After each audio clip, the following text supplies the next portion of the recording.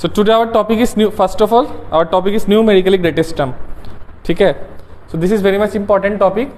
So numerically greatest term क्या होता है देखो. Numerically greatest term क्या होता है.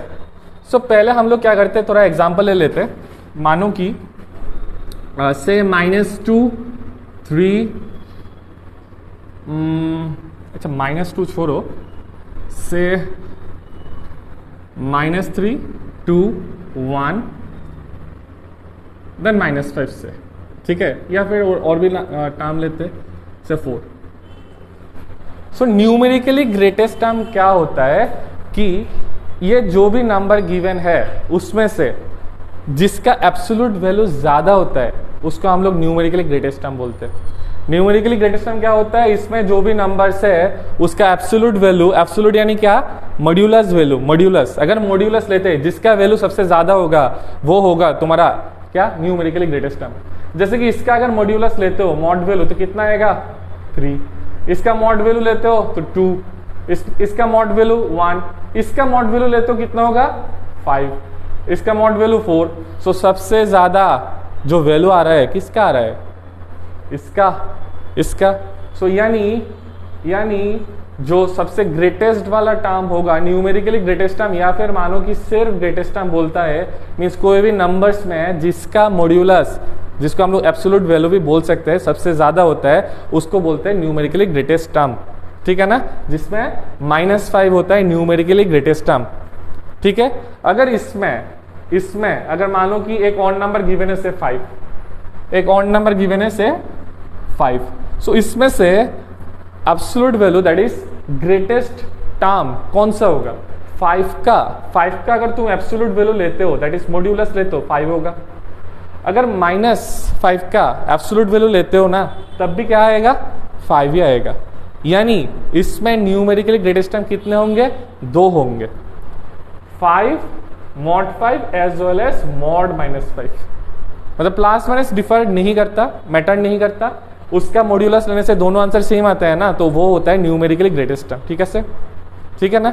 सो न्यूमेरिकली ग्रेटेस्ट टर्म होता है जिसका हम लोग एब्सोल्यूट वैल्यू लेते हैं. क्या हम लोग को क्वेश्चन इसी टाइप का होगा, नहीं, हम लोगों को बाइनोमियल में फॉर्मेट में देगा, उसमें हम लोग को न्यूमेरिकली ग्रेटेस्ट टर्म देखना है.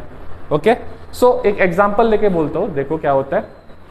जब पहले कैसे हम लोग अप्रोच लगाएंगे, देखो, जिसमें मानो कि a प्लस बी किसी भी बाइनोमियल गिवन है, कोई भी बाइनोमियल, मान लो कि कोई भी बाइनोमियल 2 टर्म्स गिवन है a प्लस बी, उसमें whole to the power n है, उसमें मेरे को न्यूमेरिकली ग्रेटेस्ट टर्म चाहिए. न्यूमेरिकली ग्रेटेस्ट टर्म जो कि सबसे ज्यादा होगा, उसका मॉड्यूलस लेने से सबसे ज्यादा होगा. क्लियर, उसका मॉड्यूलस लेने से सबसे ज्यादा होगा. तो उसका अप्रोच कैसे करते हैं, देखो, मैं मानता हूं कि जो भी r+1 टर्म होगा, जो भी r+1 टर्म होगा, that will be the numerically greatest term. जो भी r+1 टर्म होगा, that will be the numerically greatest term. ठीक है ना. सो इसमें a plus B whole to the power n है.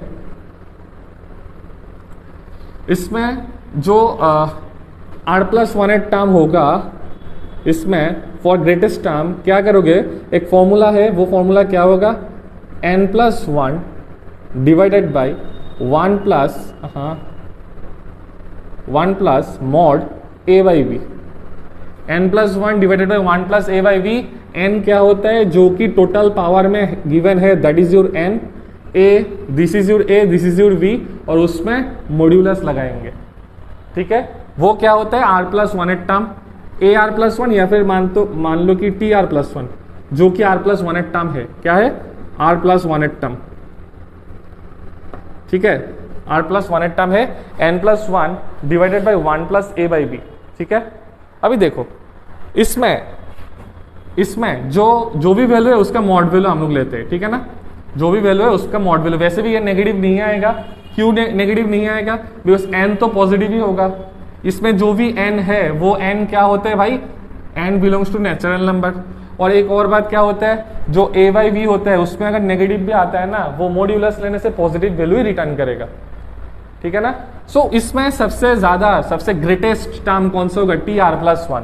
अभी देखो, कोई भी टर्म अगर r+1 टर्म है, उसके पहले वाला टर्म क्या होगा, rth टर्म होगा. ये r+1 टर्म है. उसके नेक्स्ट वाला टर्म क्या होगा, R plus twoth term. Clear? ये अगर आर प्लस वन टर्म है, उसके पहले वाला टर्म आर एथ टर्म होगा, उसके नेक्स्ट वाला टर्म क्या होगा, आर प्लस टूथ टर्म। ठीक है ना? सो अभी जो टर्म आएगा, ये जो टर्म आएगा टी आर प्लस वन, इसका modulus it will be greater equals to T R th term.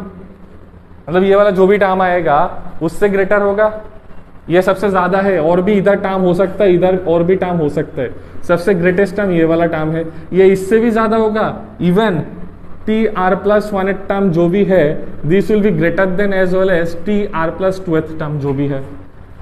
ठीक है ना? अच्छा, एक और बात, इसमें क्या होता है, ये डायरेक्ट मैंने लिख दिया formula. Generally R plus one term का हम लोग कैसे लिखते हैं, इसको छोड़ो, T R plus one term को हम लोग ऐसे लिखते हैं ना, N C R A to the power N minus R B to the power R. ठीक है ना? ये होता है कि फॉर्मूला आता है, मैं डायरेक्ट लिख दिया, सॉरी। सो इसमें क्या होता है, T R plus one term R th term से ज्यादा होगा, इसमें भी R plus one term R plus two से ज्यादा होगा। ठीक है ना? जो आर प्लस वन टर्म होता है वो होता है N C R A to the power N minus R B to the power R. ये क्या होता है, वो होता है बेसिकली जो ग्रेटेस्ट टर्म हम लोग अप्लाई करते हैं। ग्रेटेस्ट टर्म यानी क्या होता है, अगर तुम ये दोनों इक्वेशन को सॉल्व करते हो, this equation and this equation, ये दोनों इक्वेशन को सॉल्व करते हो, आर का वैल्यू क्या होगा, आर का वैल्यू एन प्लस वन और one plus A by B के बीच लाई करेगा, या and N plus one plus A by B minus one के बीच लाई करेगा। And that formula is very important, that we generally used to find the greatest term. Greatest term के लिए ये फॉर्मूला यूज करते हैं। वो क्या होता है, ये दो इक्वेशन पे अगर ये जनरल टर्म का जो फॉर्मूला है हम लोग को पता है, क्या होता है, N C R A to the power N minus R B to the power R. इस इक्वेशन और इस इक्वेशन को अगर हम लोग ब्रेक करते हो, अगर तुम लोग ब्रेक करते हो ना, तो ये दो वैल्यू, मतलब जो भी वैल्यू आता है इसमें हम लोग को ये इनइक्वालिटी मिलेगा, जिसमें आर का वैल्यू वेरी करता है किसके बीच, इसके और इसके बीच। इसमें मैंने एक कंडीशन लगाया ना, greater equals to. Greater equals to condition क्यों लगाया भाई, क्योंकि मैंने देखा था जो भी वैल्यू आया था mod minus five as well as mod five, अगर दो वैल्यू होता है ना माइनस फाइव एंड फाइव, उसमें से न्यूमेरिकली ग्रेटेस्ट का जो टर्म आएगा माइनस फाइव का भी आएगा एज वेल एज फाइव का भी आता है, दोनों इक्वल होता है ना, इसलिए ये इक्वल कंडीशन भी होता है। इक्वल कंडीशन जब हम नहीं लिखेंगे उसमें कोई ना कोई कंडीशन गिवन होगा, देख लेना आगे के क्लास में हम लोग देखेंगे। जनरली वो क्या करता है, इसमें वेरी करता है। तो this is used to find the numerically greatest term. ठीक है ना? इन दोनों इक्वेशन को अगर सॉल्व करते हो, डेरिवेशन जरूरत नहीं है, क्वेश्चन हम लोग को अप्रोच सीखना है। ये आर का वैल्यू इन दो वैल्यू में वेरी करता है, this is used to find the numerically greatest term. ठीक है ना? और इनिशियली क्या होता है, इसका जो जनरल टर्म का फॉर्मूला है उन दोनों को हम लोग पुट करते हैं। क्लियर? ठीक है? सो नेक्स्ट देखो, इसको उठाया, जल्दी जल्दी उठाओ।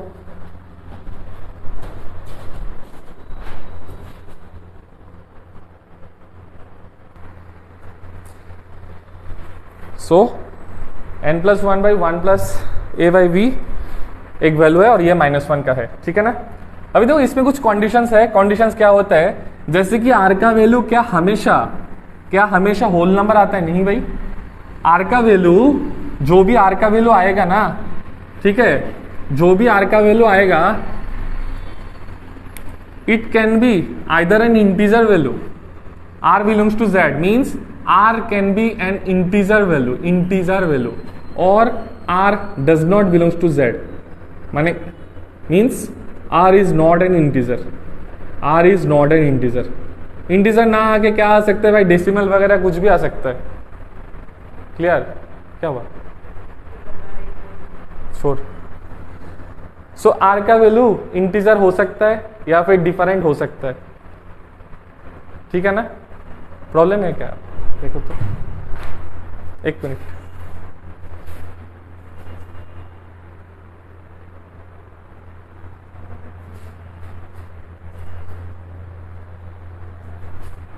सो आर का वैल्यू इंटीजर हो सकता है या फिर इज नॉट एन इंटीजर। अगर इंटीजर होता है तो इसमें दो ग्रेटेस्ट टर्म आएगा, क्या क्या होगा, एक होगा T R and T R plus one will be the greatest term, will be greatest term, मतलब there will be two values, there will be two different values. Clear? Question हम लोग लेंगे, देखो क्या होता है, T R and T R plus one will be the greatest term, दो terms होंगे। अगर वो इंटीजर नहीं होता है तब क्या होगा, T R plus one will be the greatest, T R plus one will be the greatest term. Clear? Clear? Integer होता है तो दो टर्म्स होंगे, अगर इंटीजर नहीं होता है तो क्या होगा, T R plus one will be the numerically greatest term. ठीक है? सो एक क्वेश्चन देखो, सेंग इसका एक क्वेश्चन है,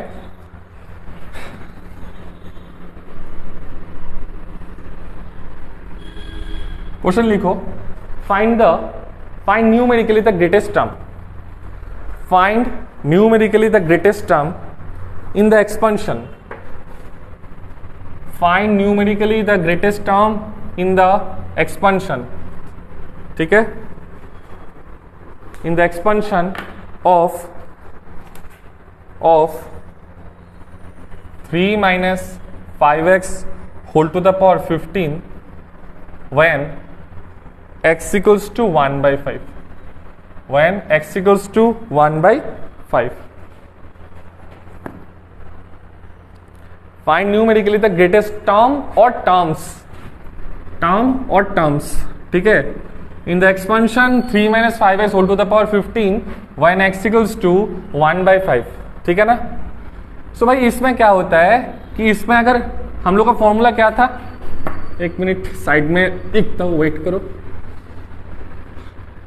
r का वैल्यू जनरली क्या होता है, n plus one by one plus mod a by B, ये था ना? हाँ, सो देखो तो इसमें a का वैल्यू क्या होता है 3, b का वैल्यू क्या है -5x, n का वैल्यू क्या है भाई 15, n का वैल्यू क्या है 15। अभी अगर इसका वैल्यू तुम करते हो ना n plus one by one plus mod a by v, इसका वैल्यू क्या होता है, सॉल्व करके देखो, वो जो मैंने दिखाया था ना, लिखा था ना ये, ठीक है ना, इसका वैल्यू तुम लोगों को पुट करना है, वो तो कंडीशन था। whenever you have to find the greatest term you have to use this formula। क्या formula, n plus one by one plus mod a by B. इसका वैल्यू तुमको चेक करना है कि वो इंटीजर आता है या फिर डिफरेंट वैल्यू आता है। सो n का वैल्यू क्या होता है 15 plus one plus mod a by B, सही है? सो इसमें क्या होता है 16 बाई, एक काम कर, तेरे को क्या बोला भाई, x का वैल्यू 1/5 पुट करने को। अगर तू इधर x का वैल्यू 1/5 पुट करता है ना, x का वैल्यू 1/5 पुट करता है ना, तो 5 कैंसिल, मॉड में क्या है -3 है, सो -3 क्या होता है प्लस होता है, यानी 16/4, 16/4 यानी क्या होता है 4 होता है। ठीक है ना? So basically this is an integer value, जो कि एक इंटीजर वैल्यू है। ठीक है ना? जो कि एक इंटीजर वैल्यू है।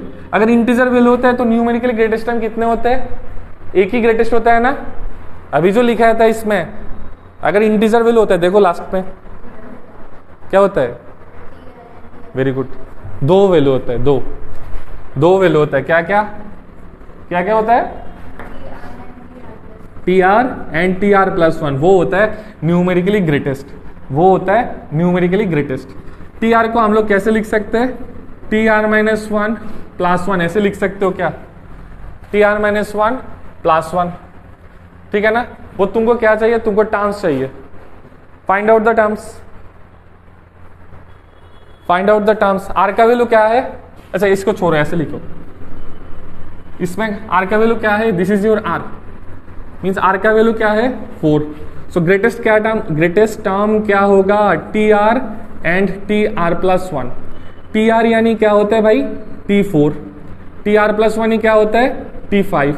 सो T4 का वैल्यू हम लोग कैसे करते हैं T3 प्लस वन, T5 का वैल्यू कैसे करते हैं T4 प्लस वन। इसमें टी आर प्लस वन मतलब जो जनरल टर्म होता है, formula NCR A to the power n minus r b to the power r। Clear? So इसमें r का वैल्यू 4 है, सो यानी इंटीजर वैल्यू है तो दो वैल्यू आएगा, एक होगा t4 दूसरा होगा t5, t4 t3 plus 1, t5 t4 plus 1। यानी फॉर्मूला क्या होता है, NCR r कौन सा है 3 है इसमें, अभी इसमें फोकस करो, r का वैल्यू वो भूल जाओ। NCR a यानी 3, a to the power r कितना है 3 है, a है भाई 3, a to the power n minus r यानी 12, b कितना है भाई minus 5x to the power r, जिसमें x का वैल्यू कितना है 1/5, तो 1/5 पुट करो, ठीक है। और इसमें क्या होता है 15c4, 3 to the power 15 minus 4 यानी 11, और माइनस 5x, x में तो 1/5 पुट करने के लिए बोला है, और इसमें क्या होगा पावर 4, यानी जो T4 होगा, T4 क्या होगा 15c3, 3 to the power 12, minus one के पावर में 3 है, सो ऑड पावर है यानी माइनस आएगा सामने, और T5 जो भी वैल्यू है यानी 15c4, 3 टू द पावर 11, जो माइनस के ऊपर पावर इवन है तो प्लस हो जाएगा, ठीक है, क्लियर। देखो एक और बात, 15c3 एंड 15c4, ठीक है। अभी देखो इसमें क्या है 3 टू द पावर 12 है और दूसरा है 3 टू द पावर 11, ठीक है। एक बात वेट करो, तो x का वैल्यू इसमें तो नहीं है ना, सो सॉरी, इसमें x का वैल्यू तुम पुट नहीं करोगे, answer in terms of x ही होगा, ठीक है, answer will be in terms of x। x का वैल्यू जो भी यूज करना है वो न्यूमेरिकली ग्रेटेस्ट, मतलब r का वैल्यू कैलकुलेट करना है, ठीक है ना, इसमें x का वैल्यू पुट मत करो। सो इसमें क्या होगा x क्यूब होगा, इसमें क्या होगा x टू द पावर 4, इसमें x का वैल्यू मत पुट करो, x का वैल्यू कहां पर यूज होता है, बस n+1/1 + a/b, इसमें जो भी वैल्यू है वो कौन सा है 5 भी है ना, ओके। सो -5 क्यूब, एक और टर्म आएगा -5 क्यूब x क्यूब, और इसमें 5 to the power 4 x to the power 4, ठीक है, okay. So now for numerically great, for लिखो for numerical value, for numerical value,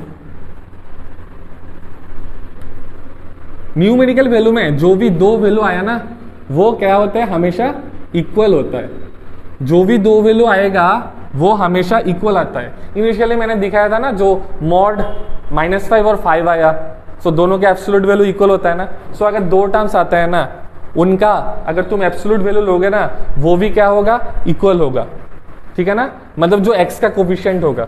तो for numerical value mod T4 as well as mod T5 equal होगा। इसमें कौन सा part आएगा, बस कोफिशिएंट वाला पार्ट आएगा, कोफिशिएंट यानी -15c3, 3 to the power 12, 5 cube is equal to 15c4, 3 to the power 11 और 5 टू द पावर 4। इन दोनों का वैल्यू सेम आंसर ही आएगा, ठीक है, इन दोनों का वैल्यू सेम आंसर ही आएगा, ठीक है। थोड़ा बड़ा आंसर आएगा, आप लोग सॉल्व कर सकते हो, इसको तोड़ के सॉल्व करो या फिर जो भी सॉल्व करो ना, आंसर एक ही आएगा। क्या आएगा 455, डायरेक्ट लिख के रखो अभी, ठीक है, 455 इंटू 3 टू द पावर 12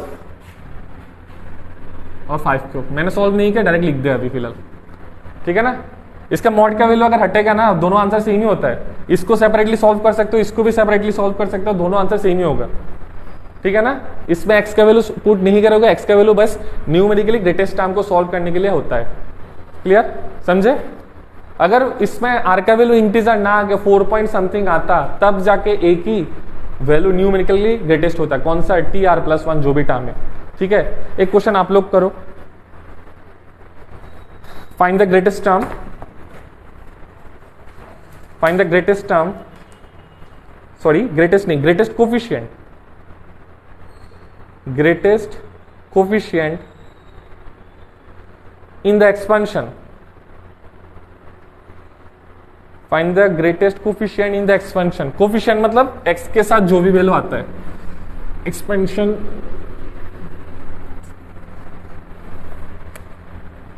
एक minute, find the greatest coefficient in the expansion.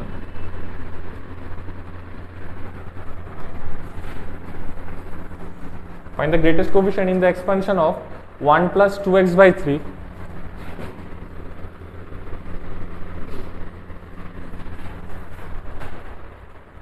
whole to the power 15, whole to the power 15।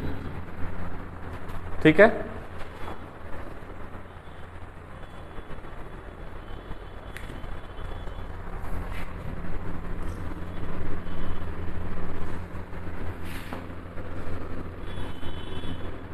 देखो जो लास्ट वाला क्वेश्चन था ना, जो लास्ट वाला क्वेश्चन था उसमें क्या होता है, जो ग्रेटेस्ट टर्म वाला केस है ना, तो उसमें x का वैल्यू तुमको गिवन था, ठीक है। दे हैव, मतलब जो लास्ट वाला क्वेश्चन था उसमें x का वैल्यू गिवन था, जो ग्रेटेस्ट टर्म हम लोग कैलकुलेट करते थे उसमें x का वैल्यू वही वैल्यू पुट करते थे। लेकिन इसमें थोड़ा डिफरेंस है, क्या होता है, इसमें x का वैल्यू गिवन नहीं है, इसमें x का वैल्यू गिवन नहीं है। सो इसमें x का वैल्यू जो भी गिवन नहीं है, अगर न्यूमेरिकल अगर कोई वैल्यू ग्रेटेस्ट कोफिशिएंट होगा, किसमें ग्रेटेस्ट कोफिशिएंट होगा, जो वाला ग्रेटेस्ट टर्म आएगा। ग्रेटेस्ट कोफिशिएंट किसका होगा, जिसमें ग्रेटेस्ट टर्म आएगा, ठीक है ना। और ग्रेटेस्ट टर्म सबसे कब आता है, जब when your x equals to 1, ठीक है ना। इसमें जो ग्रेटेस्ट कोफिशिएंट आएगा कब आएगा, जिसमें ग्रेटेस्ट टर्म आएगा। ग्रेटेस्ट टर्म कब आता है, जिसमें x का वैल्यू आप लोग क्या पुट करे हुए, 1 पुट करे हुए, ठीक है ना। वो गिवन नहीं है तो हम लोग क्या करेंगे, इसको x का वैल्यू अगर 1 पुट करते हैं तब इसका जाके ग्रेटेस्ट टर्म होता है। अभी इसका कोफिशिएंट निकालो x का वैल्यू 1 कंसीडर करके, ठीक है। अप्रोच सेम है।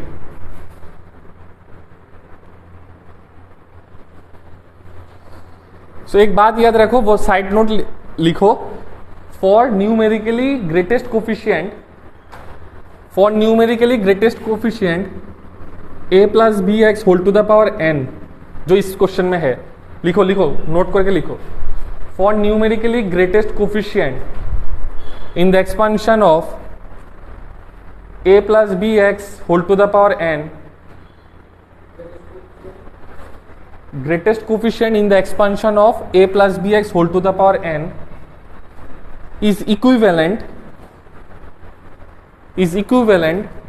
to numerically greatest term, is equivalent to numerically greatest term when x equals to 1, ठीक है। when x equals to 1 मतलब x का वैल्यू 1 पुट करना है उस पर। सो इसमें क्या होता है भाई, a का वैल्यू 1 है, तेरा b का वैल्यू कितना है 2x by 3, x का वैल्यू क्या पुट करेंगे 1, n का वैल्यू क्या है 15। सो फॉर्मूला क्या था, n plus 1 by 1 plus mod a by b। n कितना है, n है 15 प्लस 1 यानी 16, 1 प्लस, अच्छा इसमें अगर 1 पुट करते हैं ना तो 2 बाई 3 आएगा।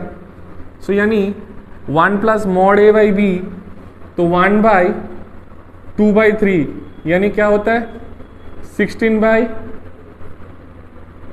ऐसा ही तो होगा ना 3 by 2। If you do LCM it will B 32 by 5। तो देखो इसमें जो भी r का वैल्यू है it will be less equals to 32 by 5, ठीक है ना। It will be less equals to 32 by 5।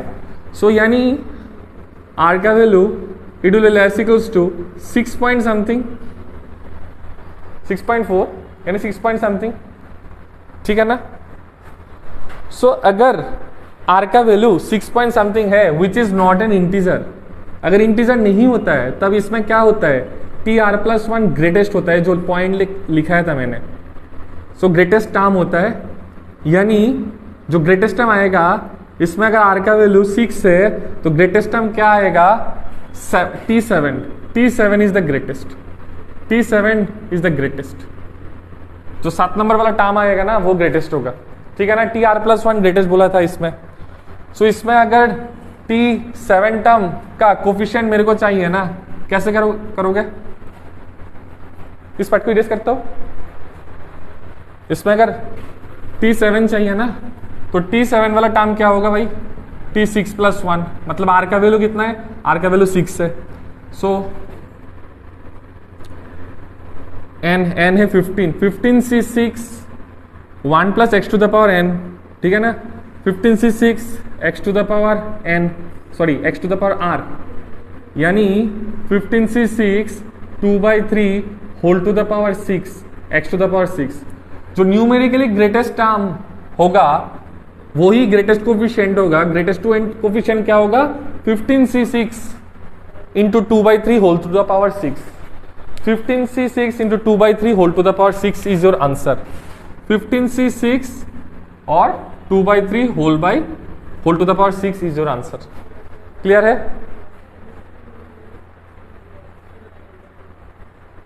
Clear? Same concept. पहला वाला कॉन्सेप्ट क्या था? वो इंटीजर आया था तो इसलिए 2 वैल्यू किया था। अभी इंटीजर नहीं आया इसलिए एक ही वैल्यू होगा। क्लियर है? नेहा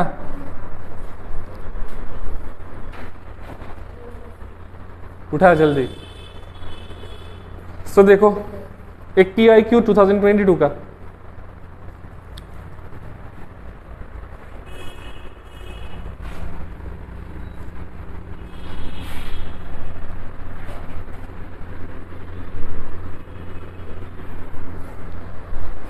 इसमें लिखो let for the 9 term, let for the 9th term in the binomial expansion, let for the 9th term in the binomial expansion of 3 + 6x whole to the power n, 3 + 6x whole to the power n in the increasing powers of 6x, in the increasing powers of 6x to be the greatest for x equals to 3/2, x equals to 3/2, comma the least value of n, the least value of n is n0, ठीक है? the least value of n is n0 if, next question थोड़ा बड़ा है।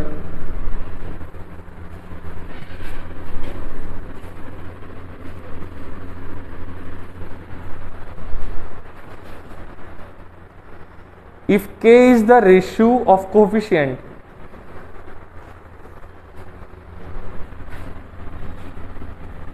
if k is the ratio of coefficient of x to the power 6 to the coefficient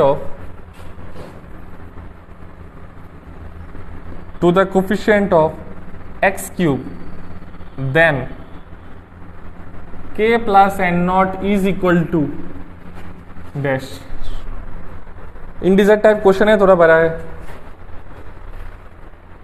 ठीक है?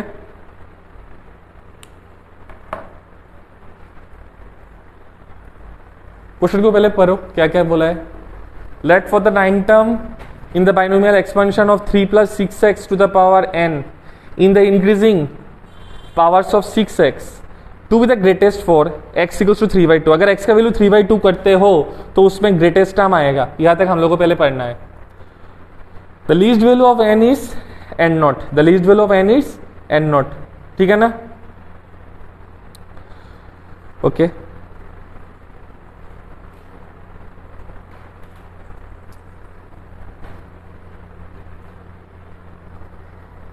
Try करो, यहां तक ट्राई करो, इस यहां तक ग्रेटेस्ट टर्म, ग्रेटेस्ट टर्म जो कि आर का वैल्यू तुम लोग करते हो ना, आर का वैल्यू देखो। हाँ एन ही तो गिवन है ना।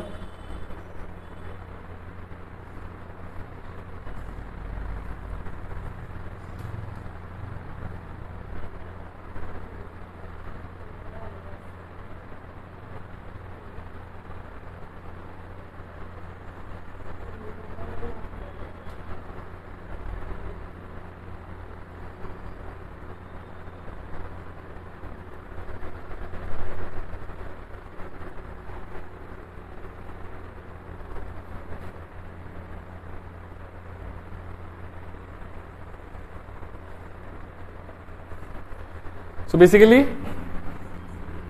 3 + 6x whole to the power n है, n का वैल्यू n ही है, a का वैल्यू कितना है 3, b का वैल्यू 6x और x का वैल्यू कितना है 3/2। सो x का वैल्यू इधर पुट करो, 6 × 3/2, 2 3 = 6, 3 3 = 9, ठीक है ना। सो यानी अगर तुम r है, यानी r छोड़ो, n+1/1 + mod a/v का वैल्यू क्या होगा, n तो n ही रहेगा, इसमें n का वैल्यू नहीं है, n यानी जो टोटल पावर होता है, n यानी जो भी टोटल पावर होता है, clear. 1 + mod a/v, 1 + mod a कितना है भाई mod 3, b कितना है 9, if you cancel it it will B 1/3, so it will B 3 × n+1 divided by 3 + 1 यानी 4। यहाँ तक सॉर्टेड है भाई। हाँ, x का वैल्यू 3/2 है ना, इफ यू पुट 3/2, 2 3 = 6, 3 3 = 9, सही है, डायरेक्ट पुट कर दिया इधर। अभी इसका दिक्कत क्या है पता है, जो लास्ट वाला 2 क्वेश्चन किए थे उसमें हम लोगों को पता था कि वो इंटीजर वैल्यू होगा कि नहीं होगा, ठीक है ना। इसका तुम लोग नहीं बता सकते पहले से कि whether it will B a integer और नॉट, इंटीजर हो भी सकता है या फिर नहीं भी हो सकता है, ठीक है ना। If you are not confirm कि whether it is an integer और नॉट, हम लोग जो रेंज होता है वो क्या होता है, इसको आर मानते हैं ना नेहा, इसको आर मानता है ना प्रीतम, इसको आर मानता है ना। सो आर का वैल्यू जो भी है, ठीक है, इसका वैल्यू 2 केसेस आएगा, इसको अगर आर मानता है ना तू, ठीक है, इसको अगर आर मानता है इस वैल्यू को आर, यानी जो आर वाला पार्ट होगा जो स्टार्टिंग में लिखा था मैंने, क्या होता है, ये होता है TR+1, ठीक है ना। जो इसका जो फॉर्मूला लिखा था देखो स्टार्टिंग में क्या होता है 3 × n+1/4, और दूसरा वाला केस क्या था, इसमें जो भी वैल्यू आता है इसमें से -1 करते, लिखा था ना, जो भी वैल्यू आया था उसमें तो डायरेक्टली, जो लास्ट वाला 2 क्वेश्चन किए थे उसमें डायरेक्टली पता चला था कि वो इंटीजर होगा कि नहीं होगा। इस क्वेश्चन में हम लोग पहले से नहीं बता सकते कि whether it will B a integer और नॉट, तो उसमें जो 2 कंडीशन था उसको लिख दिया मैंने, ठीक है ना। सो इसमें क्या होता है भाई, इसमें देख n का वैल्यू क्या कुछ गिवन है क्या, नहीं है ना, r का वैल्यू गिवन है 9 दिया, गिवन है क्या, ओके थैंक यू, r का वैल्यू 9th टर्म है। सो r का वैल्यू देख एक और बात, अगर वो वाला 9th टर्म होता है ना, सो r का वैल्यू कितना होगा 8 होगा, ठीक है ना। वो अगर 9th टर्म बोला है, वो अगर 9 टर्म गिवन है, तो 9 टर्म गिवन है तो हम लोग क्या करते हैं, a 8+1 लिखते हैं ना, +1 करके लिखते हैं ना, यानी r का वैल्यू क्या होगा इसमें 8 होगा, 8। सो 2 कंडीशन है, बस सॉल्व करने है उसको, उसमें n का 2 वैल्यू आएगा, क्या है, एक होता है 3n+1/4 -1 < 8, और दूसरा होता है भाई 3 × n+1/4, मतलब एक ये कंडीशन और दूसरा वाला ये कंडीशन, ये क्या है 8 से ज्यादा है, that means this one will be greater equals to 8, clear Onisha, clear लंचन, ओके। 2 केस है ना भाई, ये एक केस होता है ये लेस इक्वल्स टू 8, दूसरा वाला केस है ये ग्रेटर इक्वल्स टू 8। अभी इसको तू सॉल्व कर दे, क्या होता है 3n+1/4 लेस इक्वल्स टू 1 इधर जाएगा तो प्लस यानी 9 आएगा, ठीक हो। और इसका केस क्या आएगा 3 × n+1 ग्रेटर इक्वल्स टू 32। तो देखो फर्स्ट केस जो भी है इसको फिर से लिखता हूं, इसमें 1 इधर चला गया यानी 9 है, यानी 3 × n+1 लेस इक्वल्स टू, अगर इसको कैंसिल करते हो ना इधर तो 3 आएगा ना, 3 आएगा ना, समझा ना, इसमें 9 हुआ, अगर तू कैंसिल करते तो 3 आएगा। सो यानी जो ये वाला कंडीशन है, ये वाला कंडीशन है इधर है, यानी n+1 का वैल्यू लेस इक्वल्स टू 12 है, और जो इधर का कंडीशन है यानी n+1 का वैल्यू ग्रेटर इक्वल्स टू 32/3 है, it will be greater equals to 32/3। मेरे को क्या चाहिए, n का वैल्यू चाहिए। सो देख n का वैल्यू लेस इक्वल्स टू, अगर 1 इधर जाता है तो यानी 12 - 1 यानी 11, और इसमें क्या होता है 32/3 32/3 -1 यानी 329/3 ऐसा कुछ आएगा क्या? ठीक है ना। अगर तुम इन दोनों को कॉम्बाइन करते हो ना तो कितना आएगा? इसका वैल्यू कितना है भाई? एक और लाइन लिख लेता हूं। इसका वैल्यू कितना है? n विल बी, इसका वैल्यू यानी 9 पॉइंट समथिंग। अगर तुम इन दोनों को कॉम्बाइन करते हो, your n lies between 11 and 9 point something. Exact value नहीं चाहिए, 9 पॉइंट समथिंग आएगा ना। 3 9 27, रिमाइंडर कुछ ना कुछ तो आएगा ना। सॉर्टेड? या तक क्लियर है सबको? उठाया इसको? ठीक है। तो देख मेरे को क्या बोला वो लोग ने कि the least value of n is n not. लिख लेना बाद में, मैंने तो पूछा था ना। The least value of n is n not, यानी इसमें n का वैल्यू क्या क्या हो सकता है? देखो ये जो वैल्यू होगा वो हमेशा नेचुरल वैल्यू होता है जो कि इंटीजर भी है। सो 9 पॉइंट समथिंग, 9 से ज्यादा क्या क्या हो सकता है? 10 and 11। n lies between 9 point something and 11। अगर मेरे को नेचुरल नंबर चाहिए, इसमें जो भी पावर है वो स्टार्टिंग डे में ही बताया था, वो हमेशा नेचुरल नंबर होता है जो कि इंटीजर वैल्यू भी है, यानी 10 एंड 11 दो वैल्यू आएगा। और उसमें से मेरे को बोला है कि n इज n नॉट जो कि लीस्ट वैल्यू है, यानी n is n not, least value बोला है यानी 10 होगा। Clear? n is n not जो कि लीस्ट वैल्यू है, लीस्ट वैल्यू इन दोनों में कौन सा है? 10 है। ठीक है, यहां तक खत्म हुआ। अभी क्वेश्चन यहां से है, खत्म नहीं हुआ। मेरे को k प्लस n नॉट चाहिए। n नॉट का वैल्यू आया, कितना आया? 10 आया। अभी मेरे को किसका वैल्यू चाहिए? k क्या होता है? Coefficient of x to the power 6 टू the coefficient of x cube. जल्दी उठाओ, समझ रहे हो ना प्रीतम, नीलंजन आदि?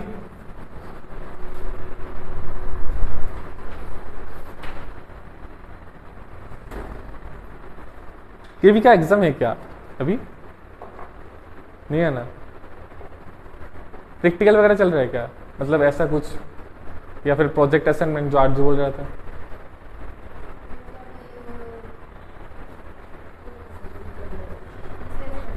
नया क्या हुआ?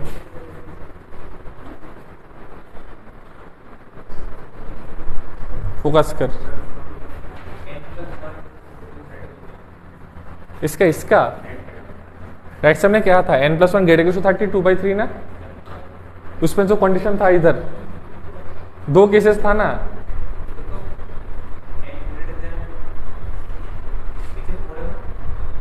कैंसिल किया था मैंने। 32/3 ना। देख केस, देख सही से देख। 32/3 ना, कैंसिल किया था आदि। देख डायरेक्टली देख। ठीक है, तो अगर इसमें 1 इधर जाता है ना तो माइनस होता है, यानी 29/3 यानी 9 पॉइंट समथिंग। तो मेरे को लिखने का जरूरत नहीं, मेरे को इंटीजर वैल्यू से मतलब है, यानी n का वैल्यू 10 आएगा इसमें। ठीक है, अभी देख। हाँ, क्योंकि n तो ऊपर में पावर में है ना, सो पावर में हमेशा नेचुरल वैल्यू आता है। So natural value 9 point something से ज्यादा है, तो 9 पॉइंट समथिंग से ज्यादा इंटीजर वैल्यू यानी नेचुरल वैल्यू क्या आता है? 10 एंड 11। सो 10 एंड 11 दो पॉसिबल वैल्यू है। उसमें से n का वैल्यू किसके इक्वल है? n नॉट के। n नॉट क्या होता है? जो भी n नॉट क्या होता है? n नॉट होता है जो भी लीस्ट वैल्यू है। सो लीस्ट वैल्यू कौन सा है? 10 ही तो है। ठीक है, अभी देख नेक्स्ट वाला पार्ट जो कि पहले हम लोग किए थे, कोफिशिएंट वाला पार्ट। ठीक है, यहां तक था ग्रेटेस्ट टर्म का पार्ट। ग्रेटेस्ट टर्म का पार्ट खत्म, अभी कोफिशिएंट रिलेटेड। अभी देख 3 प्लस अभी देख इसमें ग्रेटेस्ट वाला पार्ट का खत्म हो गया। अभी x का वैल्यू मेरे को, जो x का वैल्यू गिवन है 6, कौन सा x का वैल्यू गिवन था? x इक्वल टू 3/2, इससे मतलब नहीं है। अभी कोफिशिएंट से मतलब है। ठीक है ना? देख coefficient of x to the power 6, किसका कोफिशिएंट का प्रॉब्लम मैंने बताया था, उसको क्या मानते हैं? r+1 टर्म, याद है ना? अगर किसी भी टर्म का कोफिशिएंट चाहिए तो हम लोग क्या मानते हैं, उसको r+1 टर्म मानते हैं। यानी जो भी r+1 टर्म आएगा, जो भी r+1 टर्म आएगा उसका कोफिशिएंट हम लोग क्या मानेंगे, x⁶ मानेंगे, जो भी है। ठीक है, किसी भी टर्म का कोफिशिएंट यानी x⁶ मान सकते। ठीक है, सो अगर इसको हम लोग एक्सपेंड करेंगे ना, ar+1 n का वैल्यू कितना है, n का वैल्यू कितना है भाई, 10 है।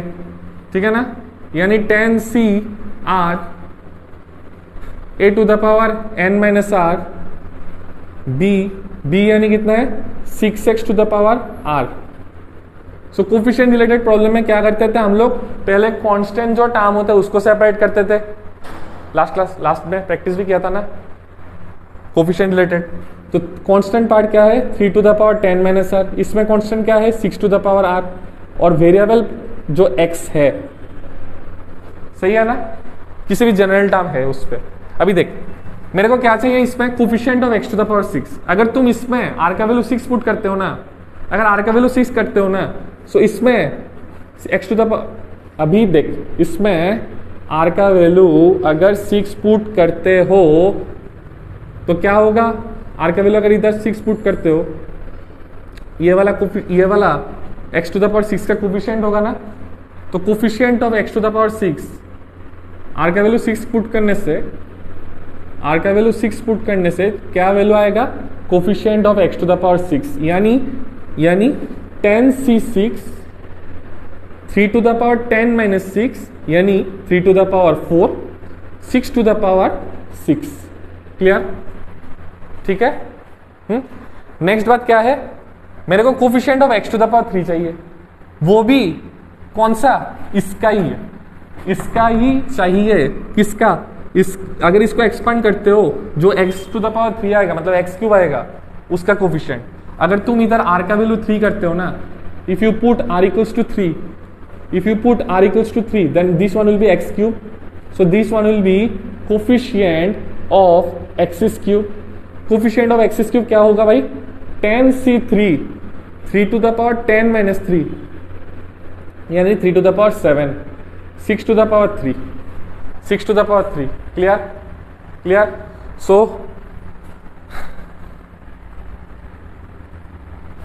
इसको इरेज करूं क्या, जल्दी उठा।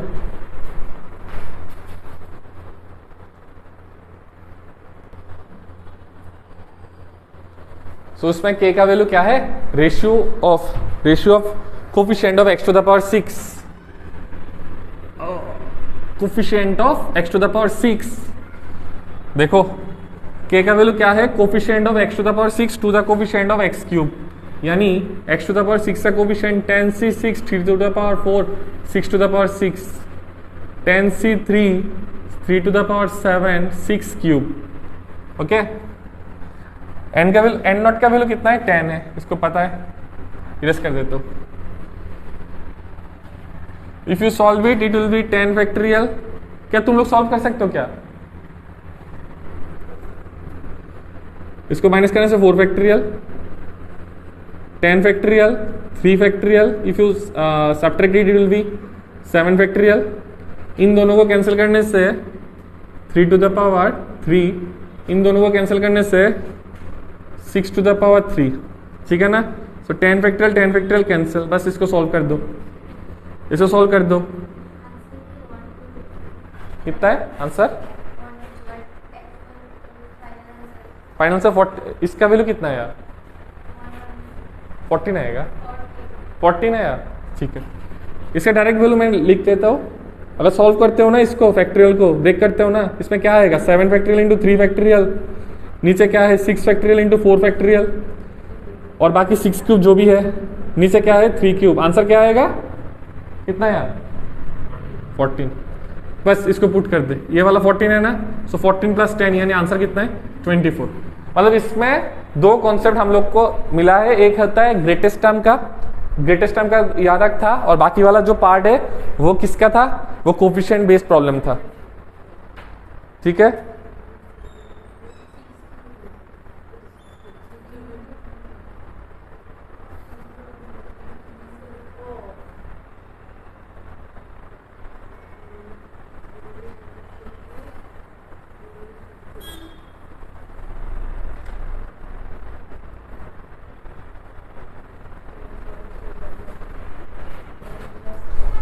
क्या टॉपिक कराओ पहले, मल्टीनोमियल करोगे या फिर रिमाइंडर?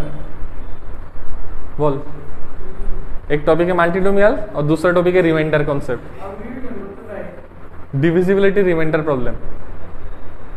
कौन सा चाहिए?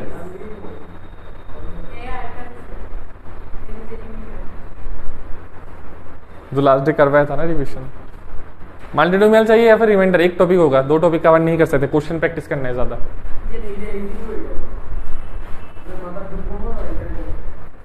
अल्टीमेटली तो दोनों ही पढ़ना है ना। तो चलो रिमाइंडर स्टार्ट करते हैं, क्योंकि रिमाइंडर में क्वेश्चन ज्यादा है।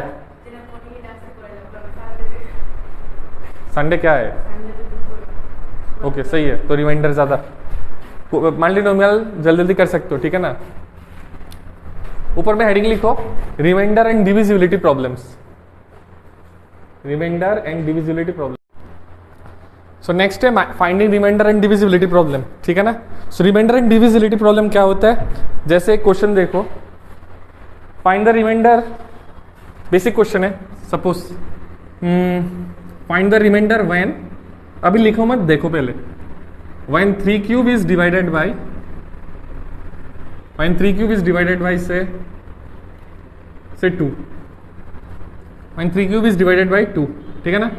सो अभी देखो, इसमें जो देखो, अगर इस टाइप का क्वेश्चन होता है ना, तो जैसे कि ओलंपियाड लेवल में जो भी लेवल है उसमें और भी डिफरेंट अप्रोच से हम लोग सॉल्व कर सकते हैं। लेकिन अगर बाइनोमियल के बारे में बात करता हूं तो बाइनोमियल का अप्रोच देखो, ये थोड़ा सिंपल है। पहले देखो बेसिक देखो कैसे होता है। जैसे कि तुमको पता है कि तुम अगर डिवाइड बोले, ये तो बहुत ही ईजी है। 3 क्यूब यानी 27 को अगर 2 से डिवाइड करते हो, 27 को अगर 2 से डिवाइड करते हो तो क्या होगा? 13 2 से 6, मतलब रिमाइंडर कितना है? 1। बोल सकते हो ना।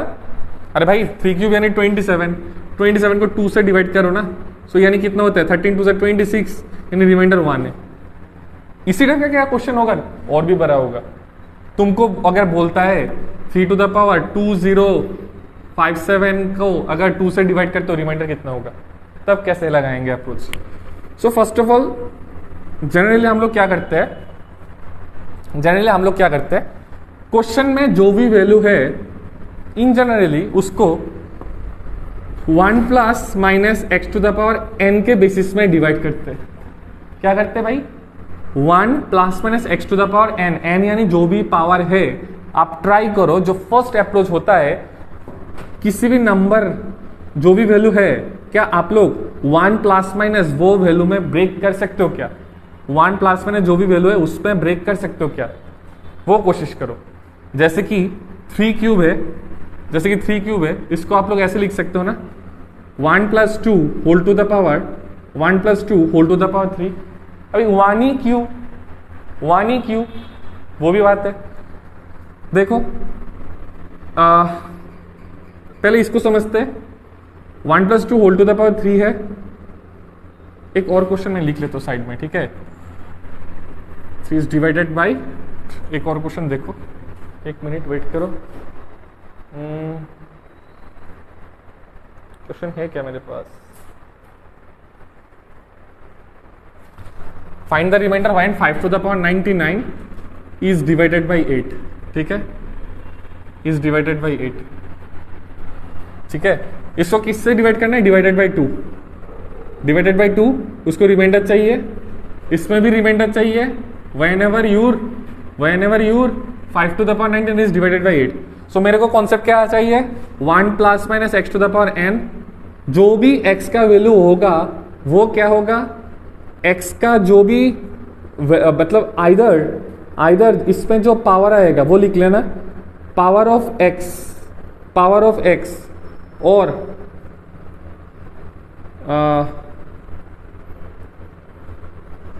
पावर ऑफ x, और ये भी बोल सकते हो हायर पावर्स ऑफ x के पावर में जो भी वैल्यू आएगा, या फिर इसमें अगर whole to the power something है, x के पावर में जो भी वैल्यू आएगा वो धीरे धीरे बढ़ेगा ना। कैसे? यानी इसको ऐसे लिखेंगे ना, मान लो कि 1 plus x to the power n, छोड़ो अभी ये, अगर इसको ब्रेक करता हूं ना तो इजी हो जाएगा। हायर पावर्स ऑफ x जो भी वैल्यू है will be divisible, higher powers of x will be divisible by जो भी वैल्यू है उससे डिविजिबल होगा। x के पावर में जो भी वैल्यू है वो हायर पावर ऑफ x जो भी वैल्यू है इससे डिविजिबल होगा, ठीक है ना। तो इस क्वेश्चन में देखो, अगर 2 से डिवाइड करते हो ना, अगर बाइनोमियल का कॉन्सेप्ट आप लोग ब्रेक करते हो, इसका क्या फॉर्म है, 1 + x to the power n, ऐसा फॉर्म है ना। शॉर्टकट देखना, शॉर्टकट के लिए पहले बेसिक समझो क्या होता है। 1 प्लस माइनस जो भी वैल्यू है उसमें लगाते हैं 1 के रेस्पेक्ट में। तुम लोग कोशिश करो, क्यों भाई, इसको देखो, अगर इसको ब्रेक करते हैं हम लोग कैसे करते हैं, nc 0 x to the power 0, nc 1 x to the power 1, nc 2 x to the power 2, ऐसे करके ब्रेक करते हैं ना, याद है ना, 1 + x to the power n। तो अगर तुम लोग इसको ब्रेक करोगे ना, ये है 1, ये है x, so 3c0 2 to the power 0, 3c1 2 to the power 1, 3c2 2 to the power 2, 3c3 2 to the power 3, ठीक है ना। मैक्सिमम 3 तक ही जा सकता है। नाउ अगर तुम लोग इसको 2 से डिवाइड करते हो ना, if you divide it by 2, then 3c0 2 to the power 0 यानी 1 होता है, 3c0 nc0 का वैल्यू कितना होता है, 1 होता है ना, प्लस इसमें देखो तो, इसमें 2 है, इसमें भी 2 है, इसमें भी 2 है, ये तीनों टर्म में 2 है ना, 2 to the power 1, 2 square 2 cube. अगर इसमें 2 कॉमन लेते हो ना, तो इसमें क्या होगा, 3c1 plus 3c2 into 2 plus 3c3 into 2 square divided by अगर 2 करते हो ना, सो 1 प्लस, इसमें क्या होगा भाई, 1 प्लस 2 टू द 2 जो भी वैल्यू आता है, इसमें जो भी वैल्यू आता है से उसका रिजल्ट जो भी वैल्यू आता है से आई आता है। अगर आई आता है ना, अगर तुम सेपरेट करके लिखते हो ना, this value is divisible by 2, 2i/2 अगर कैंसिल, मतलब इसको अगर अलग अलग करते हैं ना, 1/2 आएगा और दूसरा 2i/2, ऐसा कुछ आएगा जिसको आप लोग आराम से काट सकते हो। मतलब बाकी जो रेस्ट वैल्यू होता है वो 2 टाइम्स हो जाता है ना, मतलब नीचे जो भी वैल्यू है, तो यानी 2 टाइम्स समथिंग, यानी वो कैंसिल हो जाता है। मतलब ये वाला जो पोर्शन है उसका रिमाइंडर कितना होगा, 0 होगा। क्लियर, ये वाला जो भी पोर्शन आएगा वो 2 टाइम्स समथिंग आएगा, यानी 2 टाइम्स समथिंग, यानी this value is divisible by 2, मतलब जो भी रिमाइंडर आएगा इसके लिए रिमाइंडर आता है, ठीक है ना। तो ये वाला वैल्यू कितना है, 1 है, तो वही तुम्हारा रिमाइंडर होगा, तो यानी 1 आ रहा है ना, वही तुम्हारा रिमाइंडर होगा। तो उसका शॉर्टकट ट्रिक कैसे दिखेंगे, अगर जो भी वैल्यू है अगर वो 1 प्लस माइनस समथिंग में कन्वर्ट कर सकते हो, आगे का क्वेश्चन अगर देखोगे और भी क्लियर होगा, 1 प्लस माइनस समथिंग में कन्वर्ट करते हो, वो अगर 2 से डिवाइड कर रहे हो ना, सो दिस वैल्यू अगर सेम है, अगर दोनों सेम है या फिर उसका हाईएस्ट पावर जो भी है, उसमें हमेशा रिमाइंडर क्या होता है, 0 होता है। जो भी वैल्यू रिमाइंडर होगा, कौन सा वाला पार्ट होगा, ये वाला जो भी वैल्यू है, इन दोनों सेम होता है, तो यानी उसका हायर पावर जो भी है अगर इसका मल्टीपल है तो दोनों का कैंसिल करने से रिमाइंडर 0 होगा। तो रिमाइंडर कितना होता है, सिर्फ ये वाला जो पोर्शन आता है कितना आता है, 1, तो रिमाइंडर 1 है। क्लियर नहीं हुआ ना। एक और क्वेश्चन देख, इसका देख, मैंने सेपरेट करके बोला, अगर तुम इसको 2 से डिवाइड करते हो ना तो 2 तो कैंसिल हो जाएगा ना, सो 1 क्या रहेगा, इसमें 1 रहेगा, तो वही हाफ है ना, हाफ तो रिमाइंडर नहीं होगा। मतलब ये जो भी वैल्यू है, मैं उसका बात कर रहा हूँ, इसमें जो भी वैल्यू आएगा ना वो होगा तेरा रिमाइंडर।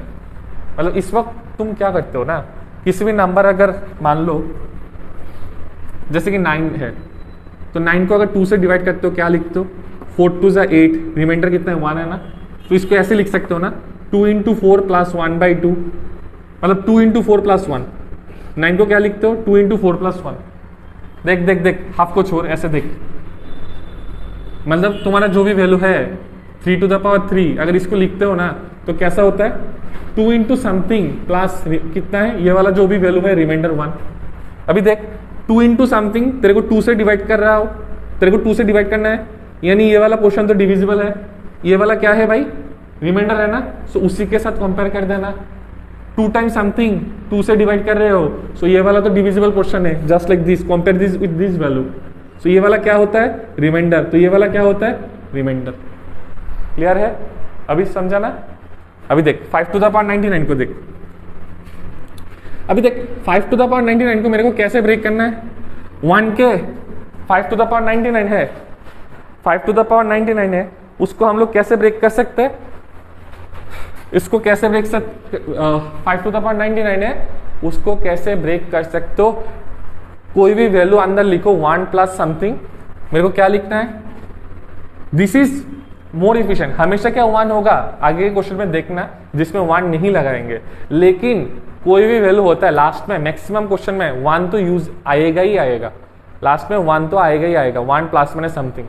जैसे कि 5 है, जैसे कि 5 है, 5 को हम लोग इसमें जो भी वैल्यू आता है, मैंने बोला था ना 1 plus minus x to the power something, मतलब एक्स टू द पावर जो भी वैल्यू है, 1 plus minus x to the power जो भी वैल्यू है, ठीक है।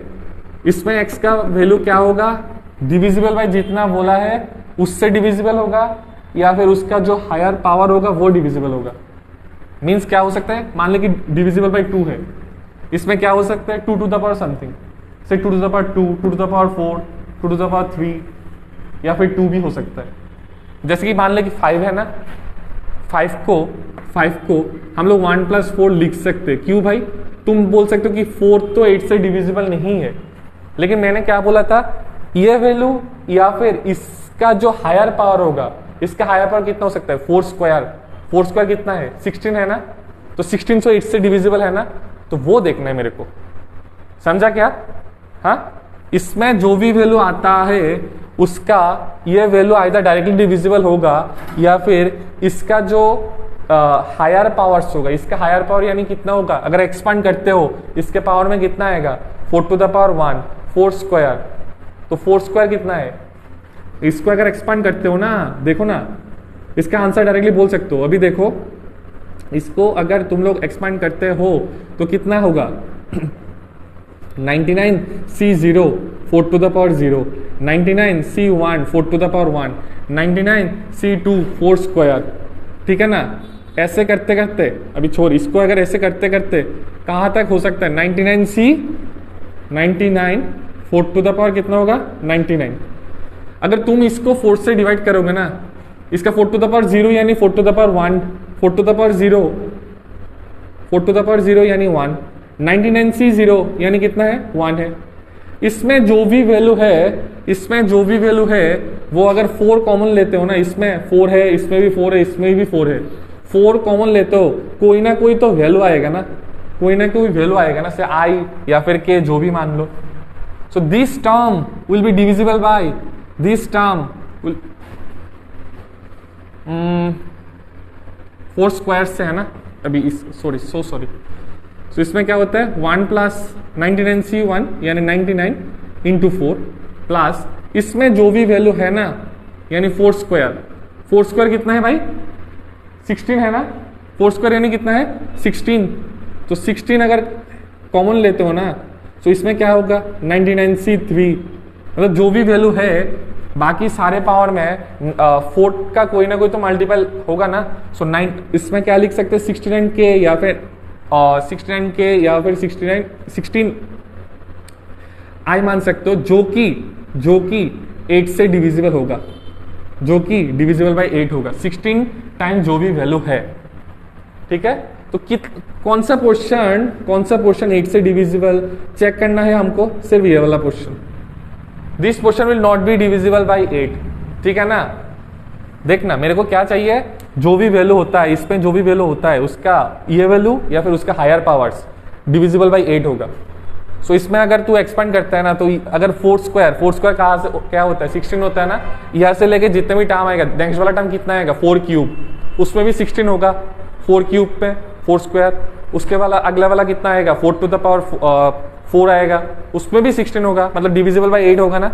सिर्फ ये जो पहला 2 टर्म से वो नहीं होगा, इसलिए मैंने बोला है किसी भी टर्म में लिखो 1 प्लस में जो भी वैल्यू होता है और उसका हायर पावर्स डिविजिबल बाय 8 होता है।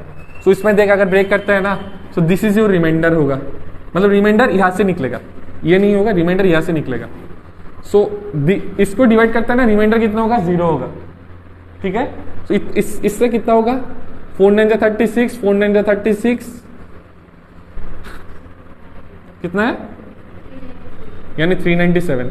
यानी मेरा जो भी वैल्यू आता है, अगर 8 से इसको डिवाइड करते हैं ना, तो वही आंसर आएगा। सो 8 से डिवाइड कर दो जो नॉर्मली करते हो, कितना है, 4 8 32, 7, ठीक है, कितना है, 8 9 72, यानी 5। तो रिमाइंडर कितना है, 5 इज द रिमाइंडर।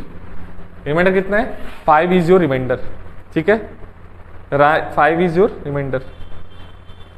क्लियर है, उठाओ जल्दी उठाओ।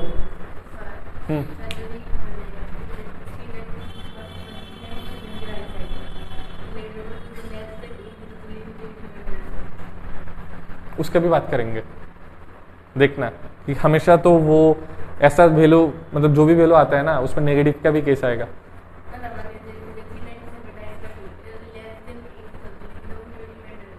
लेस देन 80 तो होगा ना, तो डिवाइड करने से कितना आएगा,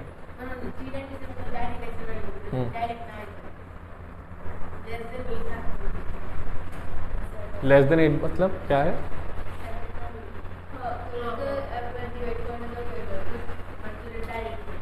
डायरेक्ट।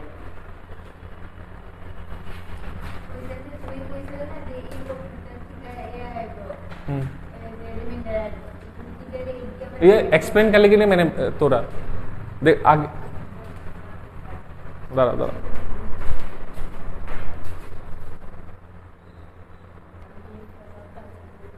देख find the remainder when 5 to the power 99 is divided by 13। ठीक है ना, सो देख मैंने क्या बोला था, इसको ऐसे ब्रेक करना है, इसमें जो भी वैल्यू है ना, जो भी वैल्यू है ना, मतलब उसमें ऐसे करना है ना, 1 plus x to the power जो भी वैल्यू है, या फिर माइनस हो सकता है, इसका जो भी वैल्यू आएगा वो इसका डिविजिबल, या फिर इसके जो हायर पावर होगा, इसका जो हायर पावर होगा, x के जो हायर पावर होगा वो इसका डिविजिबल होगा। Clear, this one can be divisible by 13, और इसका जो हायर पावर होगा, जो भी वैल्यू आएगा, that will be divisible by 13। Clear, so क्या 5 को ऐसा कोई ब्रेक करने से 13 से डिविजिबल हो सकता है? 5 to the power 99 को तो ऐसा कुछ ब्रेक कर जिससे वो 13 से डिविजिबल हो सकता है? नहीं ना। लेकिन कभी कभी जो मेरा जो नेक्स्ट अप्रोच देख, इनिशियली जो क्वेश्चन था वो डायरेक्टली हो गया था, लेकिन हर एक क्वेश्चन तो ऐसा नहीं है कि डायरेक्टली तू ब्रेक करेगा तो इसके मतलब 1 प्लस या फिर 1 माइनस समथिंग करने से जो वैल्यू आएगा। देख पहला वाला क्या अप्रोच लगाएंगे हम लोग, 1 मत लिखो, पहले देखो 1 प्लस 4 to the power 99। क्या 4 to the power 4 का जो हाईएस्ट पावर आएगा, मतलब 4 square 4 cube 4 to the power 4 4 to the power 5, 4 का जो भी पावर में वैल्यू आएगा क्या वो 13 से डिविजिबल होगा? 4 के पावर में जो भी, इसको एक्सपेंड करने से क्या होता है, 4 के पावर में कुछ ना कुछ वैल्यू आएगा ना, तो क्या वो 13 से डिविजिबल होगा? नहीं होगा। तो दूसरा तरीका क्या होता है, 4 से अगर नहीं होता है तो मैंने बोला था 1 प्लस माइनस एक्स, यानी 5 को ऐसे भी लिख सकता है 6 माइनस 1 to the power 99। अब इसमें जो भी वैल्यू आता है 6 के पावर में ऐसा कोई हायर पावर आएगा, 6 के पावर में ऐसा कोई हायर पावर आएगा, मान ले कि 6 स्क्वायर 6 क्यूब 6 स्क्वायर 36 डिविजिबल है क्या? नहीं है। मतलब कोई ना कोई ऐसा वैल्यू आना चाहिए जो कि इससे डिविजिबल होता है, उसका हायर पावर 6 क्यूब नहीं आए होगा। ठीक है ना, तो इसका कैसे करेंगे देख, 5 to the power 99 है, 5 to the power 99 है, क्या हम इसको ऐसे कर सकते हैं, 5 to the power 98 ब्रेक कर सकते, हाँ 5 to the power 98 ब्रेक कर सकते। ठीक है, 13 का क्यों ब्रेक कर रहा हो इसको देख, क्योंकि 13 2 जा 26, ये पता है ना, 13 2 जा कितना होता है 26। सो 26 हम लोग कैसे लाते हैं, 5 स्क्वायर देख अप्रोच देख, 5 स्क्वायर अगर 25 आता है, 5 स्क्वायर अगर 25 आता है, 25 को हम लोग 26 माइनस 1 लिख सकते हैं क्या? समझा क्या? 5 स्क्वायर अगर 20, क्योंकि 13 का जो हायर पावर डिविजिबल हो सकता है 26 बन सकता है। सो 26 कैसा आएगा, 5 स्क्वायर का वैल्यू 25 को हम लोग 26 माइनस 1 लिख सकते हैं। यानी इसको एस से भी लिख सकते हो, पॉसिबल है ना? हाँ, 5 स्क्वायर, इसमें क्या लिखा, पावर दोनों मल्टीप्लाई करने से 98 आएगा। सो इसको 5 स्क्वायर यानी 25, मतलब मैं ब्रेक करके लिखता हूँ। अगर सीख लोगे इतना स्टेप लिखने का जरूरत नहीं है, थोड़ा ट्रिकी है बट ये इंपॉर्टेंट है, बेसिक्स इंपॉर्टेंट है, उसके बाद देखना कैसे क्वेश्चन आता है। 25 को हम लोग कैसे लिखेंगे, 13 के जो भी वैल्यू है, मतलब 13 के जो भी वैल्यू ऐसा लिखेंगे जिसका पावर, हायर पावर डिविजिबल हो सकता है। जैसे कि 25 को डायरेक्टली लिख सकते हो 26 - 1, क्योंकि 26 is divisible by 13। 26 is divisible by 13। एक शॉर्टकट बताता हूं आपको, देखो शॉर्टकट क्या होता है भाई। देखो जैसे कि मान ले, फॉर एग्जांपल जैसे कि मान ले कि जो लास्ट वाला क्वेश्चन किया था किसका कोई आता, 1 प्लस किसका था, 5 टू द पावर 99 का था। किससे डिवाइड किया था हम लोग, डिविजिबल बाय 8, ऐसा था ना। अच्छा देखो, सो अगर तुम लोग इसको डिवाइड करोगे ना, 5 into 26, 5 to the power 99 is divisible by 13, सही है। एक मिनट जरा, 26 जो लास्ट टाइम हम लोग किए थे, कैसे किए थे, जो फैक्टोरियल मतलब जो कॉम्बिनेशन का जो कॉन्सेप्ट था, ब्रेक करके किया था। हमेशा क्या ब्रेक करने का जरूरत है, हमेशा ब्रेक करने का जरूरत नहीं है, बिना ब्रेक के भी हम लोग कर सकते हो। बिना ब्रेक के हम लोग कैसे कर सकते हो, देखो जैसे कि इस टर्म पे है, जैसे कि इस वैल्यू, इसमें जो भी वैल्यू है, जैसे कि मान लो कि k टाइम्स इसमें जो भी वैल्यू है, जैसे कि 26, that is divisible by this value. मतलब ये जो वैल्यू है, ये जो भी वैल्यू होता है वो डिविजिबल बाय ये वैल्यू होता है, ठीक है ना, डिविजिबल बाय ये वैल्यू होता है। सो अभी देख, अगर ऐसा होता है, मान ले कि इधर ऐसा भी है, फॉर एग्जाम्पल इधर 39 है प्लस 1 है, टू द पावर 50 है, इसमें k टाइम्स या फिर मान ले कि 3 टाइम्स है, ऐसा कोई वैल्यू है। इसको छोड़, अभी इसको देख, अगर इसको डिविजिबल बाय, अगर इस प्रोसेस में या फिर इसमें ऐसा फॉर्मेट में है, डिविजिबल बाय 13 करने से रिमाइंडर कितना होगा वो पूछा है। डायरेक्ट इसको जो लास्ट वाला अप्रोच दिखाया था मैंने, इसको ब्रेक करके दिखाया था। अगर शॉर्टकट सीखना है कैसे करेंगे, this value is divisible by कितना, this value is divisible by 13, this value is divisible by 13, तो जो भी वैल्यू आएगा, जो प्लस माइनस वाला जो भी वैल्यू रहेगा वो होगा तुम्हारा remainder. If this value is directly divisible by ये वाला वैल्यू 13, जो भी वैल्यू है, सो जो भी प्लस माइनस देके जो भी वैल्यू होता है वो हमेशा इससे कम ही होगा, ठीक है ना। अगर तुम ऐसा फॉर्मेट में लाते हो तो डायरेक्ट रिमाइंडर क्या होगा, ये वाला होगा। अगर ये ना, मान लो कि ये नहीं है, तो रिमाइंडर कितना होगा, 1 होगा। क्या है, बोलो, मतलब ये क्वेश्चन नहीं है। अगर ऐसा फॉर्मेट में, अभी इसको भी छोड़, 39 प्लस 1 टू द 50 है, डिविजिबल बाय 13 बोला है, डिवाइड करने से रिमाइंडर कितना होगा, ऐसा फॉर्मेट में है। सो ये वैल्यू डिविजिबल बाय 13 है ना, सो इसमें रिमाइंडर कितना होगा, जो भी इधर वैल्यू है वो रिमाइंडर है, जो भी इधर वैल्यू है वो रिमाइंडर है। क्योंकि उसको अगर ब्रेक करते हो ना, तो हम लोगों ने क्या देखा है, समथिंग जो मतलब 1 या फिर प्लस 1 प्लस या फिर माइनस जो भी वैल्यू आता है वो, बाकी जो वैल्यू होता है जो ब्रेक करके देखा था ना, वो डिविजिबल हो जाता है ना।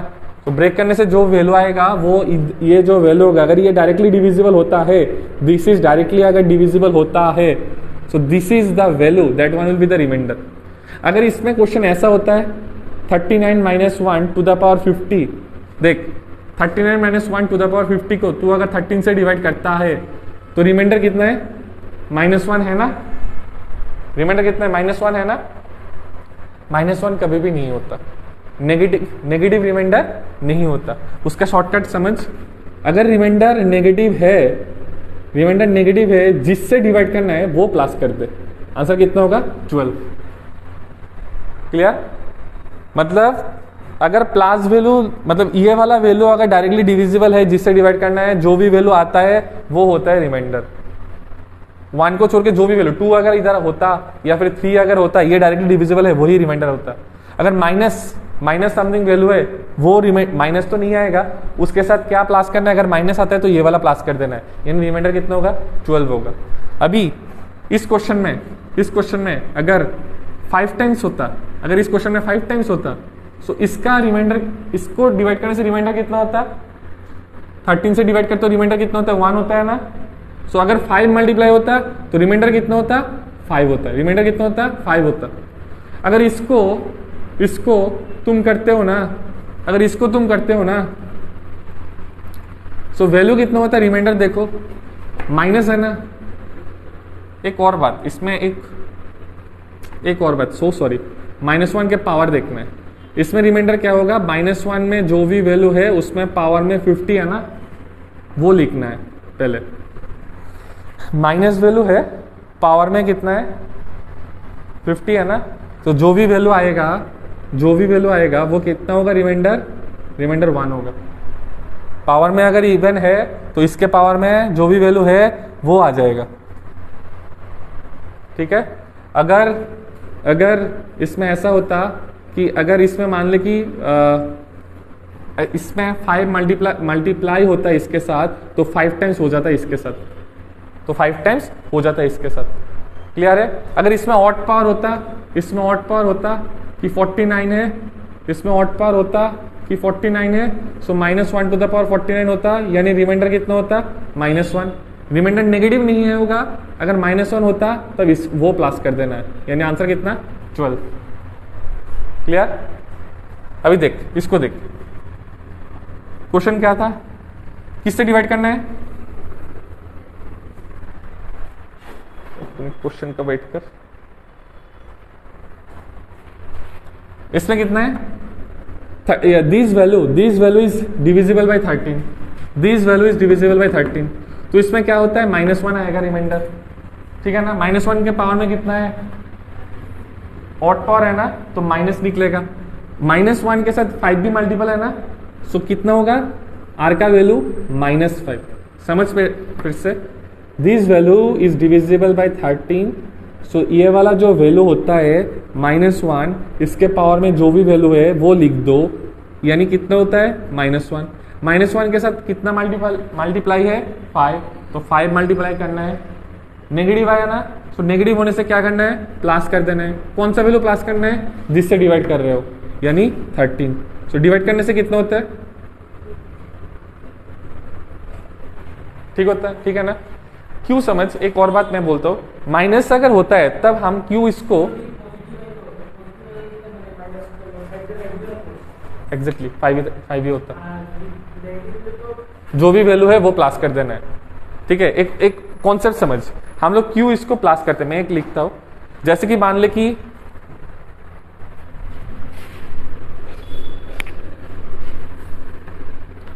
मानो कि 5 × 28 -1 है, 5 × 28 -1 है, ठीक है ना। अभी देख, अगर तुम इसको डिवाइड करते हो किससे, 5 से। If you are dividing this whole term by 5, देख आदि देख, इस टर्म को अगर तू डिवाइड करता है 5 से, ठीक है ना,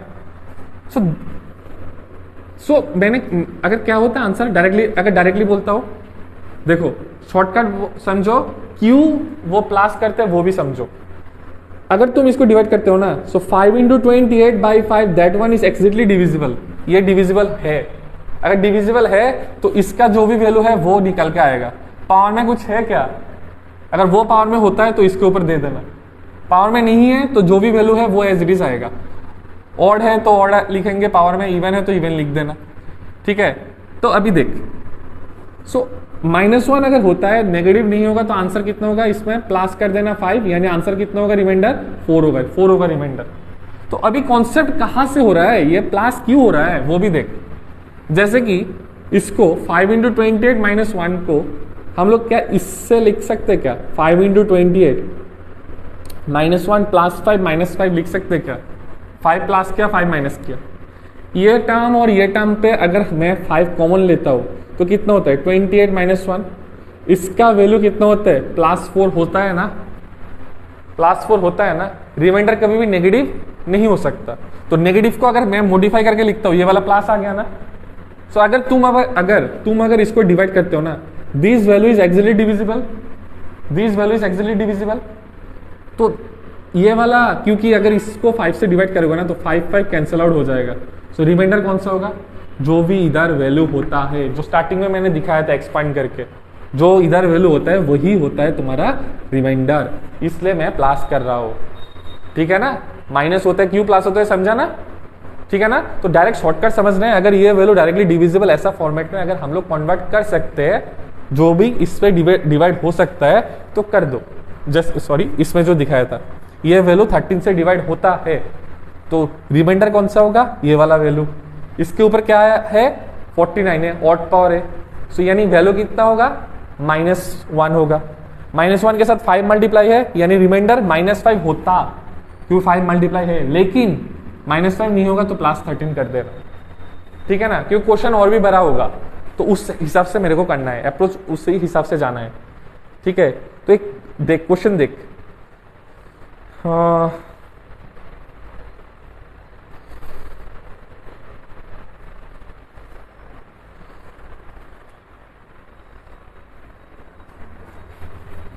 अभी छोड़ इसको, बाद में उठाना, क्वेश्चन समझ, इधर तो है ना, उठा लेना बाद में, तो मेरे को क्वेश्चन करवाना है, नहीं तो नहीं समझोगे। अभी देख पूरा कॉन्सेप्ट समझ, एक PYQ लेता हूं, ठीक है। 2022 का PYQ है, उसके बाद 23-24 का भी देखेंगे जो भी आया। द रिमाइंडर वैन, इसको उठाओ,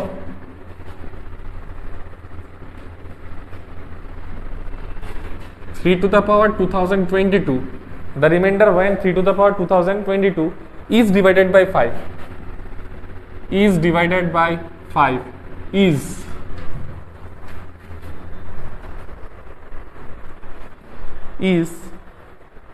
फर्स्ट ऑप्शन है 1 2 3 4, 1 2 3 4, 1 2 3 4, ठीक है ना, ओके। सो मेरे को क्या चाहिए भाई, कोई भी नंबर मेरे को चाहिए जो कि मेरे को +-1 के फॉर्मेट में क्या बन सकता है क्या, ठीक है, +-1 के फॉर्मेट में बन सकता है क्या। तो यानी मैं इसको ऐसे लिख सकता हूं ना, 3 स्क्वायर 1011 लिख सकते हो क्या, क्यों पता है, क्योंकि 5 का हायर मल्टीपल क्या हो सकता है, पहले समझ क्या। 3 को देख, एक बात सुन, 3 to the power 2022, तुम लोग बोल सकते हो क्या मैं इसको ऐसे नहीं लिख सकता क्या, पहले क्या मैं इसको ऐसे नहीं लिख सकता क्या, हाँ लिख सकते हो, लेकिन मेरा फर्स्ट गोल क्या होगा 1, इसमें क्या लाना है 1 लाना है, क्योंकि this value is divisible bye 5। देख प्रीतम, देख निरंजन, देख 3 को मैं ऐसे भी लिख सकता था, 5 - 2 होल टू द पावर जो भी वैल्यू है, this value is divisible bye 5, लेकिन जो ये वाला वैल्यू है वो 1 नहीं है, ठीक है, 1 नहीं है। तो मेरा फर्स्ट अप्रोच क्या होगा, इसको मेरे को 1 बनाना है, फर्स्ट अप्रोच, ठीक है ना। टारगेट होगा कि 1 हो सकता है क्या, इसलिए मैं वही कोशिश है कि 5 का हायर पावर क्या हो सकता है, 10 हो सकता है, 15 हो सकता है, 10 हो सकता है, 15 हो सकता है, यानी अगर 9 होता है, इसमें कितना है 9 है ना, क्योंकि ये दोनों मल्टीप्लाई करने से कितना होता है 2022।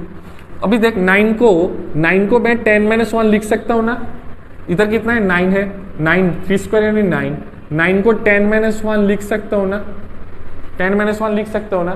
क्यों लिखा, क्योंकि ये जो भी वैल्यू है वो इससे डिविजिबल है, और दूसरा बात क्या है, ये जो भी वैल्यू है ये 1 है, ठीक है ना। क्या हुआ अन्वेषा, ये जो भी वैल्यू है वो 5 से डिविजिबल है, और ये जो भी वैल्यू है वो क्या है भाई, वो है 1 है। तो यानी देख, अगर तुम रिमाइंडर बात करते हो ना, तो क्या होगा -1 माइनस है तो -1 लिखो, पावर में कितना है 1011, अगर ऑड पावर होता है तो -1 होगा, ऑड पावर होता है तो -1 होगा, ठीक है ना। सो रिमाइंडर कितना होगा, इसमें कोई ना कोई वैल्यू आ सकता है, अभी छोड़, इसको छोड़। सो यानी फाइनल आंसर कितना होगा, रिमाइंडर का माइनस आया तो क्या करना है, प्लस करना है। कौन सा वैल्यू, ये वैल्यू, यानी प्लस करने से रिमाइंडर कितना होगा, 4 होगा। समझा है? फिर से रिपीट करता हूँ, क्योंकि इसमें मैंने पहले 5 - 2 लिख सकता था, लेकिन जो भी वैल्यू है वो डिविजिबल नहीं होता है, इसके लिए मैंने उसको 3² लिख दिया। तो 3² क्या होता है भाई, 9। 9 को हम लोग 10 - 1 में ब्रेक कर सकते हो। 10 का जो भी वैल्यू है, 10 का जो भी वैल्यू है वो इजीली डिविजिबल बाय 5 है। ठीक है, सो मैंने बोला था अगर ये वैल्यू डिविजिबल होता है तो जो भी इधर वैल्यू है वो लिख दो, ऊपर में पावर जो भी है वो लिखो। -1 टू द पावर 1011। सो -1 लिख दिया, उसके साथ क्या लिखा, प्लस करना है, कौन सा वैल्यू, ये वैल्यू प्लस कर देना है, क्योंकि इसमें नेगेटिव में आया। ठीक है, समझा? तो आंसर कितना होता है, 4।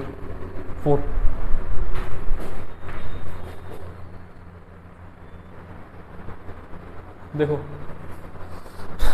जो ये भी एक प्री वैक्यू है, the remainder when 11 to the power 1011। इसका इसी फॉर्मेट का क्वेश्चन हम लोग को मिला है एग्जाम में। ठीक है, वो बुक्स मतलब क्या होता है, जो भी इधर वैल्यू है ना वो इधर देखोगे, और जो भी इधर वैल्यू है वो इधर है। प्लस जो पहले वाला जो हम लोग क्वेश्चन किया था उसमें क्या था, एक ही टर्म था जिसको हम लोग को डिवाइड करना था, एक ही टर्म था जिसको तुमको डिवाइड करना था। अभी 2 वैल्यू आएगा, बीच में प्लस हो सकता है। ये वैल्यू देखो इधर है, ये वैल्यू इधर है। इस टाइप के क्वेश्चन में थोड़ा कैसे अप्रोच करेंगे, देखो मेरे को फोकस वही है, प्लस है या फिर नहीं है, जो भी वैल्यू है ना वो इसके मल्टीपल में कन्वर्ट करना है।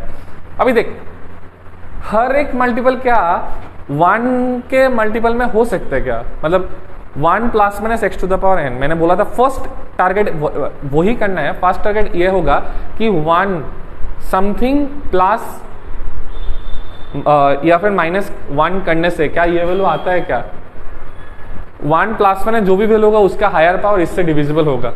11 को करना मुश्किल होगा, लेकिन 11 को हम लोग कैसे कर सकते हैं, 11 टू द पावर 1011। इसका ऐसा कोई टर्म है जिसको ब्रेक करने से, मतलब इसको तो ऐसे कर सकते हैं, 11 को तुम लोग 9 + 2 या फिर 2 + 9 तुम लिख सकते हो, 9 + 2 या फिर 2 + 9 तुम लिख सकते हो, जो भी है। ठीक है ना? क्या इसको ऐसा कोई टर्म +1 या फिर 1 + समथिंग या फिर 1 - समथिंग 11 को कर सकते हो क्या, बोल देना। हाँ, वेट कर, मैं उसको साइड दे देना, माँ आ गया।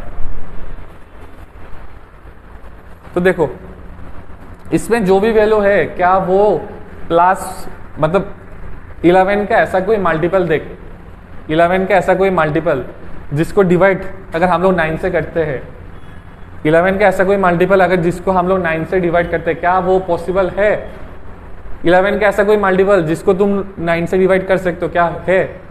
नहीं है। अगर नहीं है तो इसको ऐसे कर सकते हो, इसको हम लोग ऐसे भी कर सकते हैं ना, मतलब 9 + 2। मैंने बोला था कि फर्स्ट अप्रोच 1 लगाना है, अगर 1 नहीं होता है तब जाके दूसरा अप्रोच करना है कि ये वैल्यू डिविजिबल बाई 9 है, और ये जो भी वैल्यू है मतलब इसका ये इधर जो भी मल्टीपल होगा, इसका जो भी मल्टीपल होगा वो इससे डिविजिबल होना चाहिए, और इसमें अगर 1 होता है तो अच्छी बात है, अगर 1 ना होता है तो इसके कम जो भी वैल्यू है, मतलब समझ, इसको मैं 9 + 2 होल टू द पावर 1011 लिख सकता हूँ। ये जो वैल्यू है वो 9 से डिविजिबल है, मैंने अभी दिखाया था ना, ये जो भी वैल्यू है वो 9 से मतलब निरंजन देख, फोकस कर, ये जो भी वैल्यू है वो इससे डिविजिबल है ना? तो रिमाइंडर कौन सा होगा,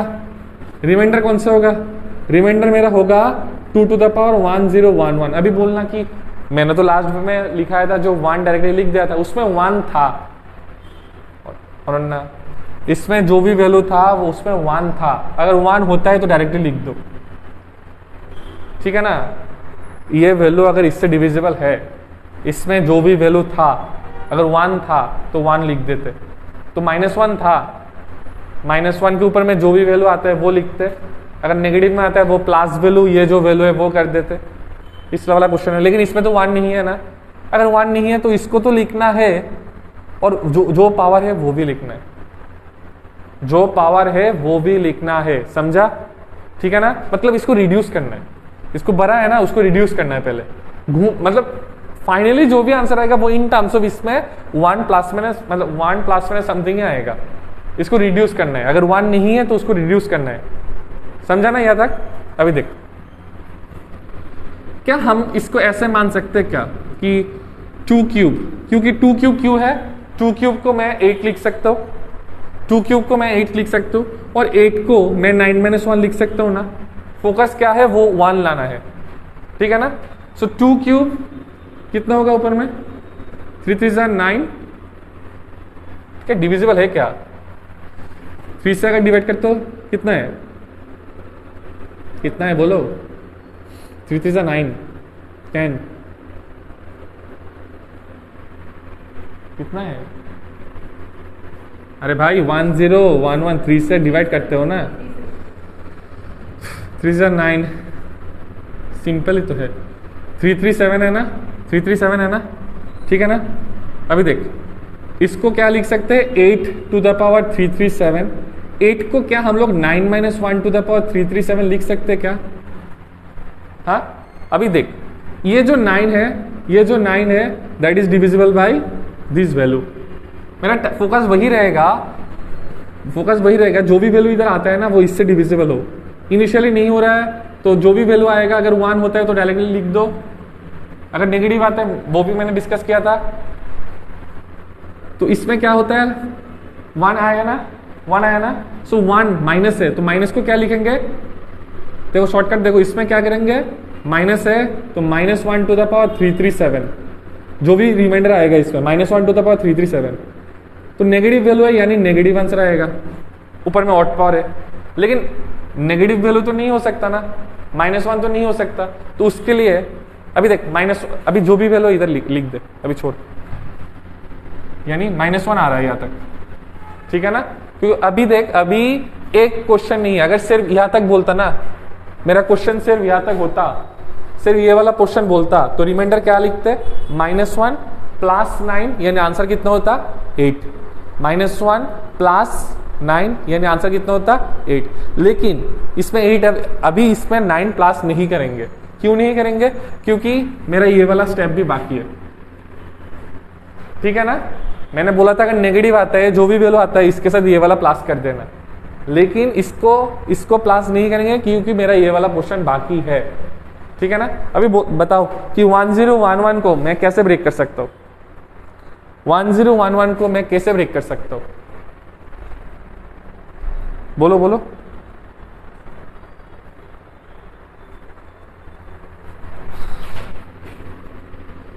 वन 1011 है टू द पावर 11, ऐसा कुछ वैल्यू लिखो जो कि 9 के आसपास हो, जैसे कि इधर 9 लिखा था, 9 + 2 11। तो ऐसे करो ना, देखो अप्रोच कैसे करते हैं, जैसे अगर मन में नहीं आता तो ऐसे करके देखो, 9 1 जा 9, 9 1 जा 9, ठीक है ना। तो या फिर ऐसे छोड़ देना, इसको छोड़, ऐसे भी तो कर सकता है ना, 1008 + 3 टू द पावर 11, क्योंकि ये वैल्यू क्या होता है, 9 से डिविजिबल होता है।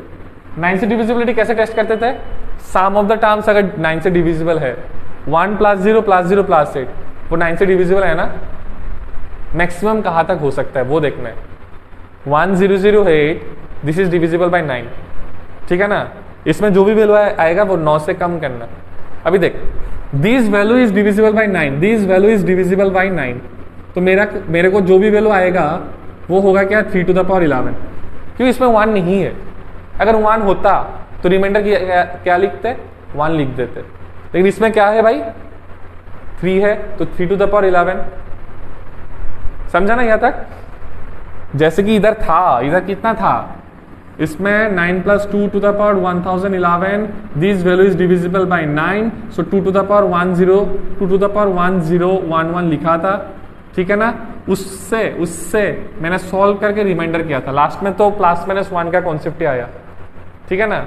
अभी देखिए इसमें this value is divisible by 9, so remainder कहां से बनेगा 3 टू द पावर 11। हाँ हाँ पकड़। सो 3 टू द पावर 11 को मैं कैसे लिख सकता हूँ? 3 टू द पावर 11 को मैं 3 square dot 3 to the power 9 लिख सकते क्या? 3 टू द पावर 11 को मैं 3 square dot 3 to the power 9 लिख सकते क्या? हो सकता है ना? या फिर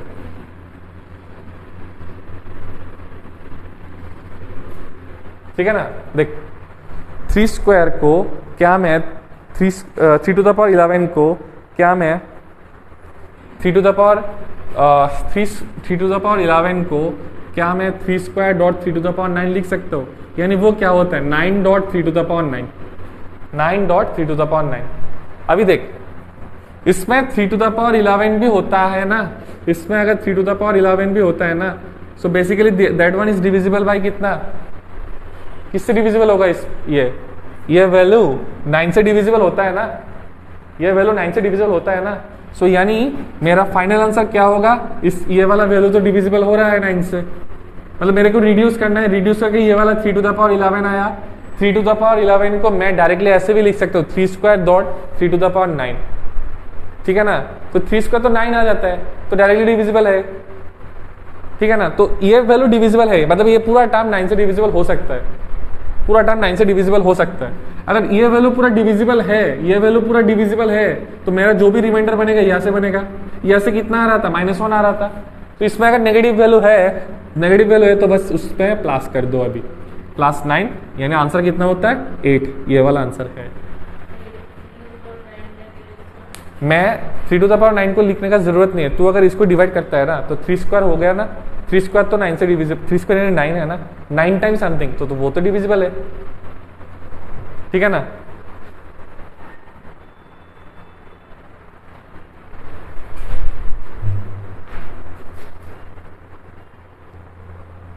देखो ये लास्ट क्वेश्चन है आज का, बाकी आगे जो भी क्वेश्चन है वो मिसलेनियस क्वेश्चन, मतलब एक साथ जो कवर करेंगे, ठीक है? ये थोड़ा सेम अप्रोच ही है, ये सेम अप्रोच ही है।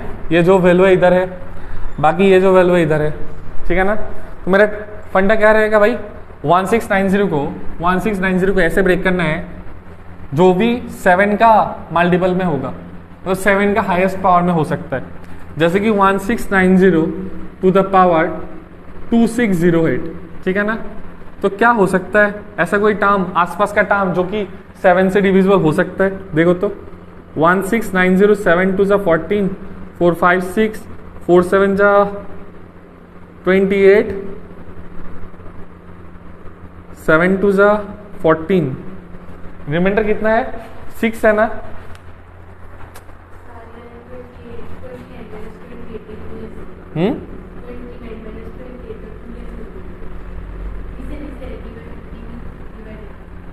ओ सो सॉरी,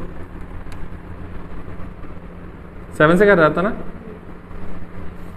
देख 7 टू ज़ा 14, 7 4 ज़ा 28, 7 1 ज़ा 7, हाँ? आंसर कितना?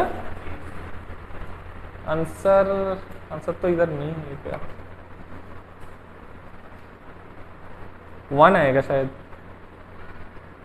1 आ सकता है। देखो अभी देखो इसमें कितना रिमाइंडर 3 आ रहा है ना, मतलब जो पहला वाला, मतलब इसका मेरे को मल्टीपल चेक करना है, मतलब 1687 होता तो 7 से डिविजिबल होता, रिमाइंडर 3 आ रहा है ना, तो ऐसे समझना है जो कि 7 से डिविजिबल होगा, ये वाला टर्म डायरेक्टली 7 से डिविजिबल होता है, तो रिमाइंडर 3 है ना, 3 काम होता है तो ये वाला डिविजिबल हो जाता है, यानी कितना होता है +3 2608, समझा ना? ये वाला वैल्यू 7 से डिविजिबल है, बस चेक किया था, करके देखो, that is divisible bye 7, that is divisible bye 7। तो मेरा फंडा क्या रहेगा? जो भी डिविजिबल है उसको हटा दो, जो भी डिविजिबल है उसको हटा दो। अभी क्या आएगा? 3 to the power 2608, 3 to the power 2608, ठीक है ना? अभी देख मेरे को चाहिए क्या? लास्ट में मैंने बोला था ना कि समथिंग +-1 या फिर 1 +- समथिंग। तो 7 के हाईएस्ट पावर क्या हो सकता है? 7 के हाईएस्ट पावर क्या हो सकता है? 7 टू 14 हो सकता है, ठीक है ना, या फिर तू बोल सकता है कि 21 हो सकता है, ठीक है, या फिर 28 हो सकता है, ठीक है ना। सो 3 के पावर में ऐसा कौन सा वैल्यू होगा जो कि, हाँ एग्जैक्टली, वेरी गुड, ये समझा। मतलब उसने क्या बोला, इधर 3 टू द पावर 2608 हो रहा है ना, मेरे को वो ही चाहिए कि उसने बोला है 3 क्यूब। अगर 3 क्यूब लिखता है ना, 3 क्यूब कितना है, 3 क्यूब हो सकता है क्या, 3 क्यूब करने से कितना होता है, देख तो 3 से अगर डिवाइड करते हैं 3 8 जा, मतलब ऐसा होगा ना, 3 8 जा 24, 4 5 6 3 6 18, हाँ ठीक है, ऐसा हो सकता है ना। तो मल्टीप्लाई करके देखो, मैंने बोला उसको कि 7 का हाईएस्ट पावर मेरे को चाहिए, जो कि मतलब 7 के पावर में जो भी वैल्यू है कितना हो सकता है, 7 टू 14, 7 3 21, 7 4 28। 28 एक ऐसा टर्म है जो कि 3 क्यूब अगर 27 होता है, देख 3 क्यूब अगर 27 होता है, 27 को हम लोग कैसे लिख सकते हैं, 28 - 1, और 28 इज डिविजिबल बाय 7। इसको कैसे लिखा देख, 3 क्यूब 27 होता है ना, तो 3 इंटू 869 कितना होता है, 3 इंटू 869 करने से देखना, 3 9 जा 27, 3 6 जा 18, 20, 3 8 जा 24, 26, ऐसा होता है ना, इसलिए इधर एक्स्ट्रा 3 लिख दिया, समझा। हाँ, ये दोनों मल्टीप्लाई करने से 2607, इसमें 1 है, प्लस करने से 2608। अभी देख क्या होता है, इसको 3 एज इट इज अगर लिखता हो, इसमें क्या है 3 क्यूब, 3 क्यूब यानी कितना है भाई 27। 27 को मैं 28 - 1 लिख सकता हूँ, 28 - 1 लिख सकता हूँ, ठीक है, 28 - 1 लिख सकता हूँ।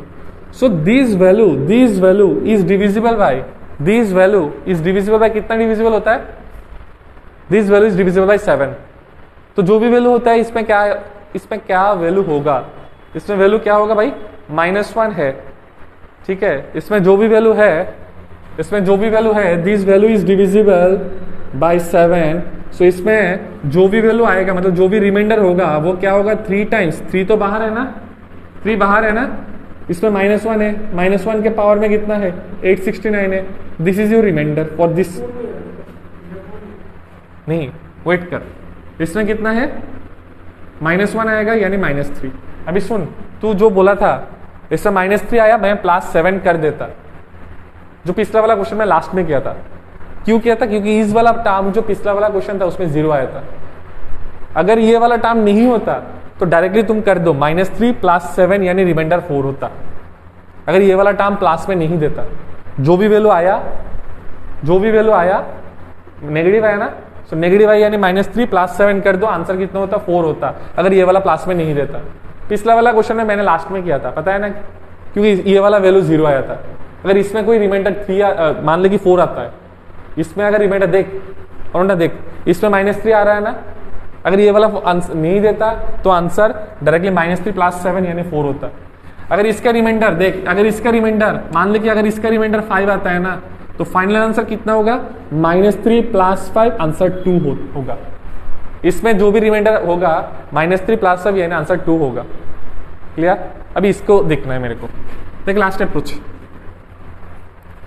समझा ना, डायरेक्टली तू 7 कर देता प्लस, कब करता, अगर सिर्फ ये वैल्यू देता। पिछला वाला जो क्वेश्चन था मैंने इनिशियली नहीं किया था, लास्ट में किया था, इसका वैल्यू क्या आया था वो देखा था, इसका वैल्यू 0 था ना, इसलिए इसके साथ जो भी वैल्यू है वो प्लस कर दिया था।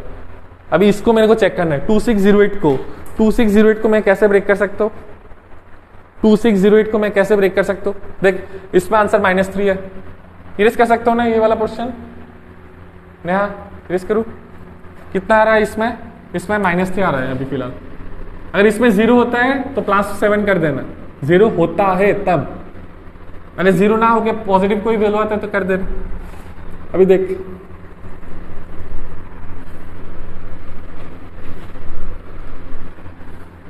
अभी कहां से है, 2608 पावर में कितना है 1690। अगर तुम इसको 7 से डिवाइड करते हो ना, तो नियर बाई कितना हो सकता है देखो तो, 7 से अगर ऐसे डिवाइड करते हो ना 7 7 इंटू 3 ज़ा 21, 7 7 ज़ा 49, 7 2 ज़ा 14, मतलब 4 कम करना है इससे, रिमाइंडर 4 है यानी 4 कम करना है। 2604 प्लस कितना है भाई, प्लस 4 है, प्लस 4 है। मतलब बस हमको देखना है कि जो भी वैल्यू, ये वाला वैल्यू डायरेक्टली किससे डिवाइड होगा, ये वाला वैल्यू किससे डिवाइड होगा, डिविजिबल बाय 7 होगा, ठीक है ना। ये वाला वैल्यू डिविजिबल बाय 7 होगा, यानी मेरा जो भी पोर्शन अभी देखना है वो 4 टू द पावर 1690 देखना है, ठीक है ना। वो क्या करना है, 4 टू द पावर 1690। अभी 4 का बात क्या है, 4 में जो भी वैल्यू आता है उसमें हम लोग क्या करते हैं, 4 में जो भी वैल्यू आता है वो मेरे को देखना है समथिंग प्लस माइनस 1 में देखना है, जो कि जिसका अगर ब्रेक करने से 7 से डिविजिबल हो सकता है। तो 4 को मैं कैसे लिख सकता हूं भाई, 4 को जिससे कि 7 से डिवाइड हो जाए। हाँ 7 9 जा कितना होता है, 63 होता है ना, 7 9 जा 63, 4 टू द पावर 4 कितना होता है, 64। सो इसको मैं ऐसे बोल सकते हो क्या, 7 9 जा 63, ठीक है ना, 7 9 जा 63 और 4 क्यूब 4 टू द पावर 4 कितना होता है, 64। तो 64 को 63 प्लस 1 लिख सकते हो। तुम लोग क्वेश्चन नहीं करोगे ना तो ये डिफिकल्ट लगेगा, ठीक है, अप्रोच थोड़ा डिफरेंट है। हाँ 4 क्यूब सो सॉरी 4 क्यूब सही बोला उसने, थैंक यू। 4 क्यूब कितना है, 64 है। अभी देख, तो अगर 3 से डिवाइड करते कितना आता है, 15 5 6 3 6 18 3 3 9 4 बोल सकता क्या, मल्टीप्लाई करने से कितना है, 3 3 9 3 6 18 3 5 15 16, इसमें 1 है तो प्लस करने से 1690 होगा, ठीक है ना। अब 4 क्यूब कितना है, 64, यानी 64 को मैं 63 प्लस 1 ऐसे ब्रेक कर सकता हूँ, 63 प्लस 1 ब्रेक कर सकता हूँ। 4 क्यूब यानी 64, 63 प्लस 1। क्यों ऐसा किया, क्योंकि ये वाला जो भी टर्म है that is divisible bye 7, that is divisible bye 7। सो इसका रिमाइंडर क्या होगा, इसका रिमाइंडर क्या होगा, 4 टाइम्स 1 टू द पावर 563, क्योंकि 4 बाहर है, 4 बाहर है, यानी इसमें 1 आएगा, यानी 4 आंसर आएगा इसमें, ठीक है ना। अभी देख, जो पिछला वाला क्वेश्चन था उसमें 0 आया था ना, इसलिए -3 प्लस 7 किया था उसमें, -3 प्लस मतलब अगर इसमें 0 आता, अगर इसमें 0 होता तो आंसर कितना होता, -3 प्लस 7 यानी आंसर 4 होता। लेकिन इसमें क्या 0 आ रहा है क्या, नहीं आ रहा है ना, तो रिमाइंडर क्या होगा, -3 जो पहले वाला में आया और इसमें कितना है, प्लस 4 है, so यानी रिमाइंडर कितना होगा, 1, आंसर है 1, आंसर है 1। समझा। देख और भी क्वेश्चन लेता, लेकिन क्लास लेट हो गया तो अभी छोड़ देते, बाकी और क्वेश्चन हम लोग मिसलेनियस में कवर करेंगे, ठीक है, ओके। मिसलेनियस क्वेश्चंस में बाकी जितने भी है मैं टॉपिक्स कवर कर देंगे।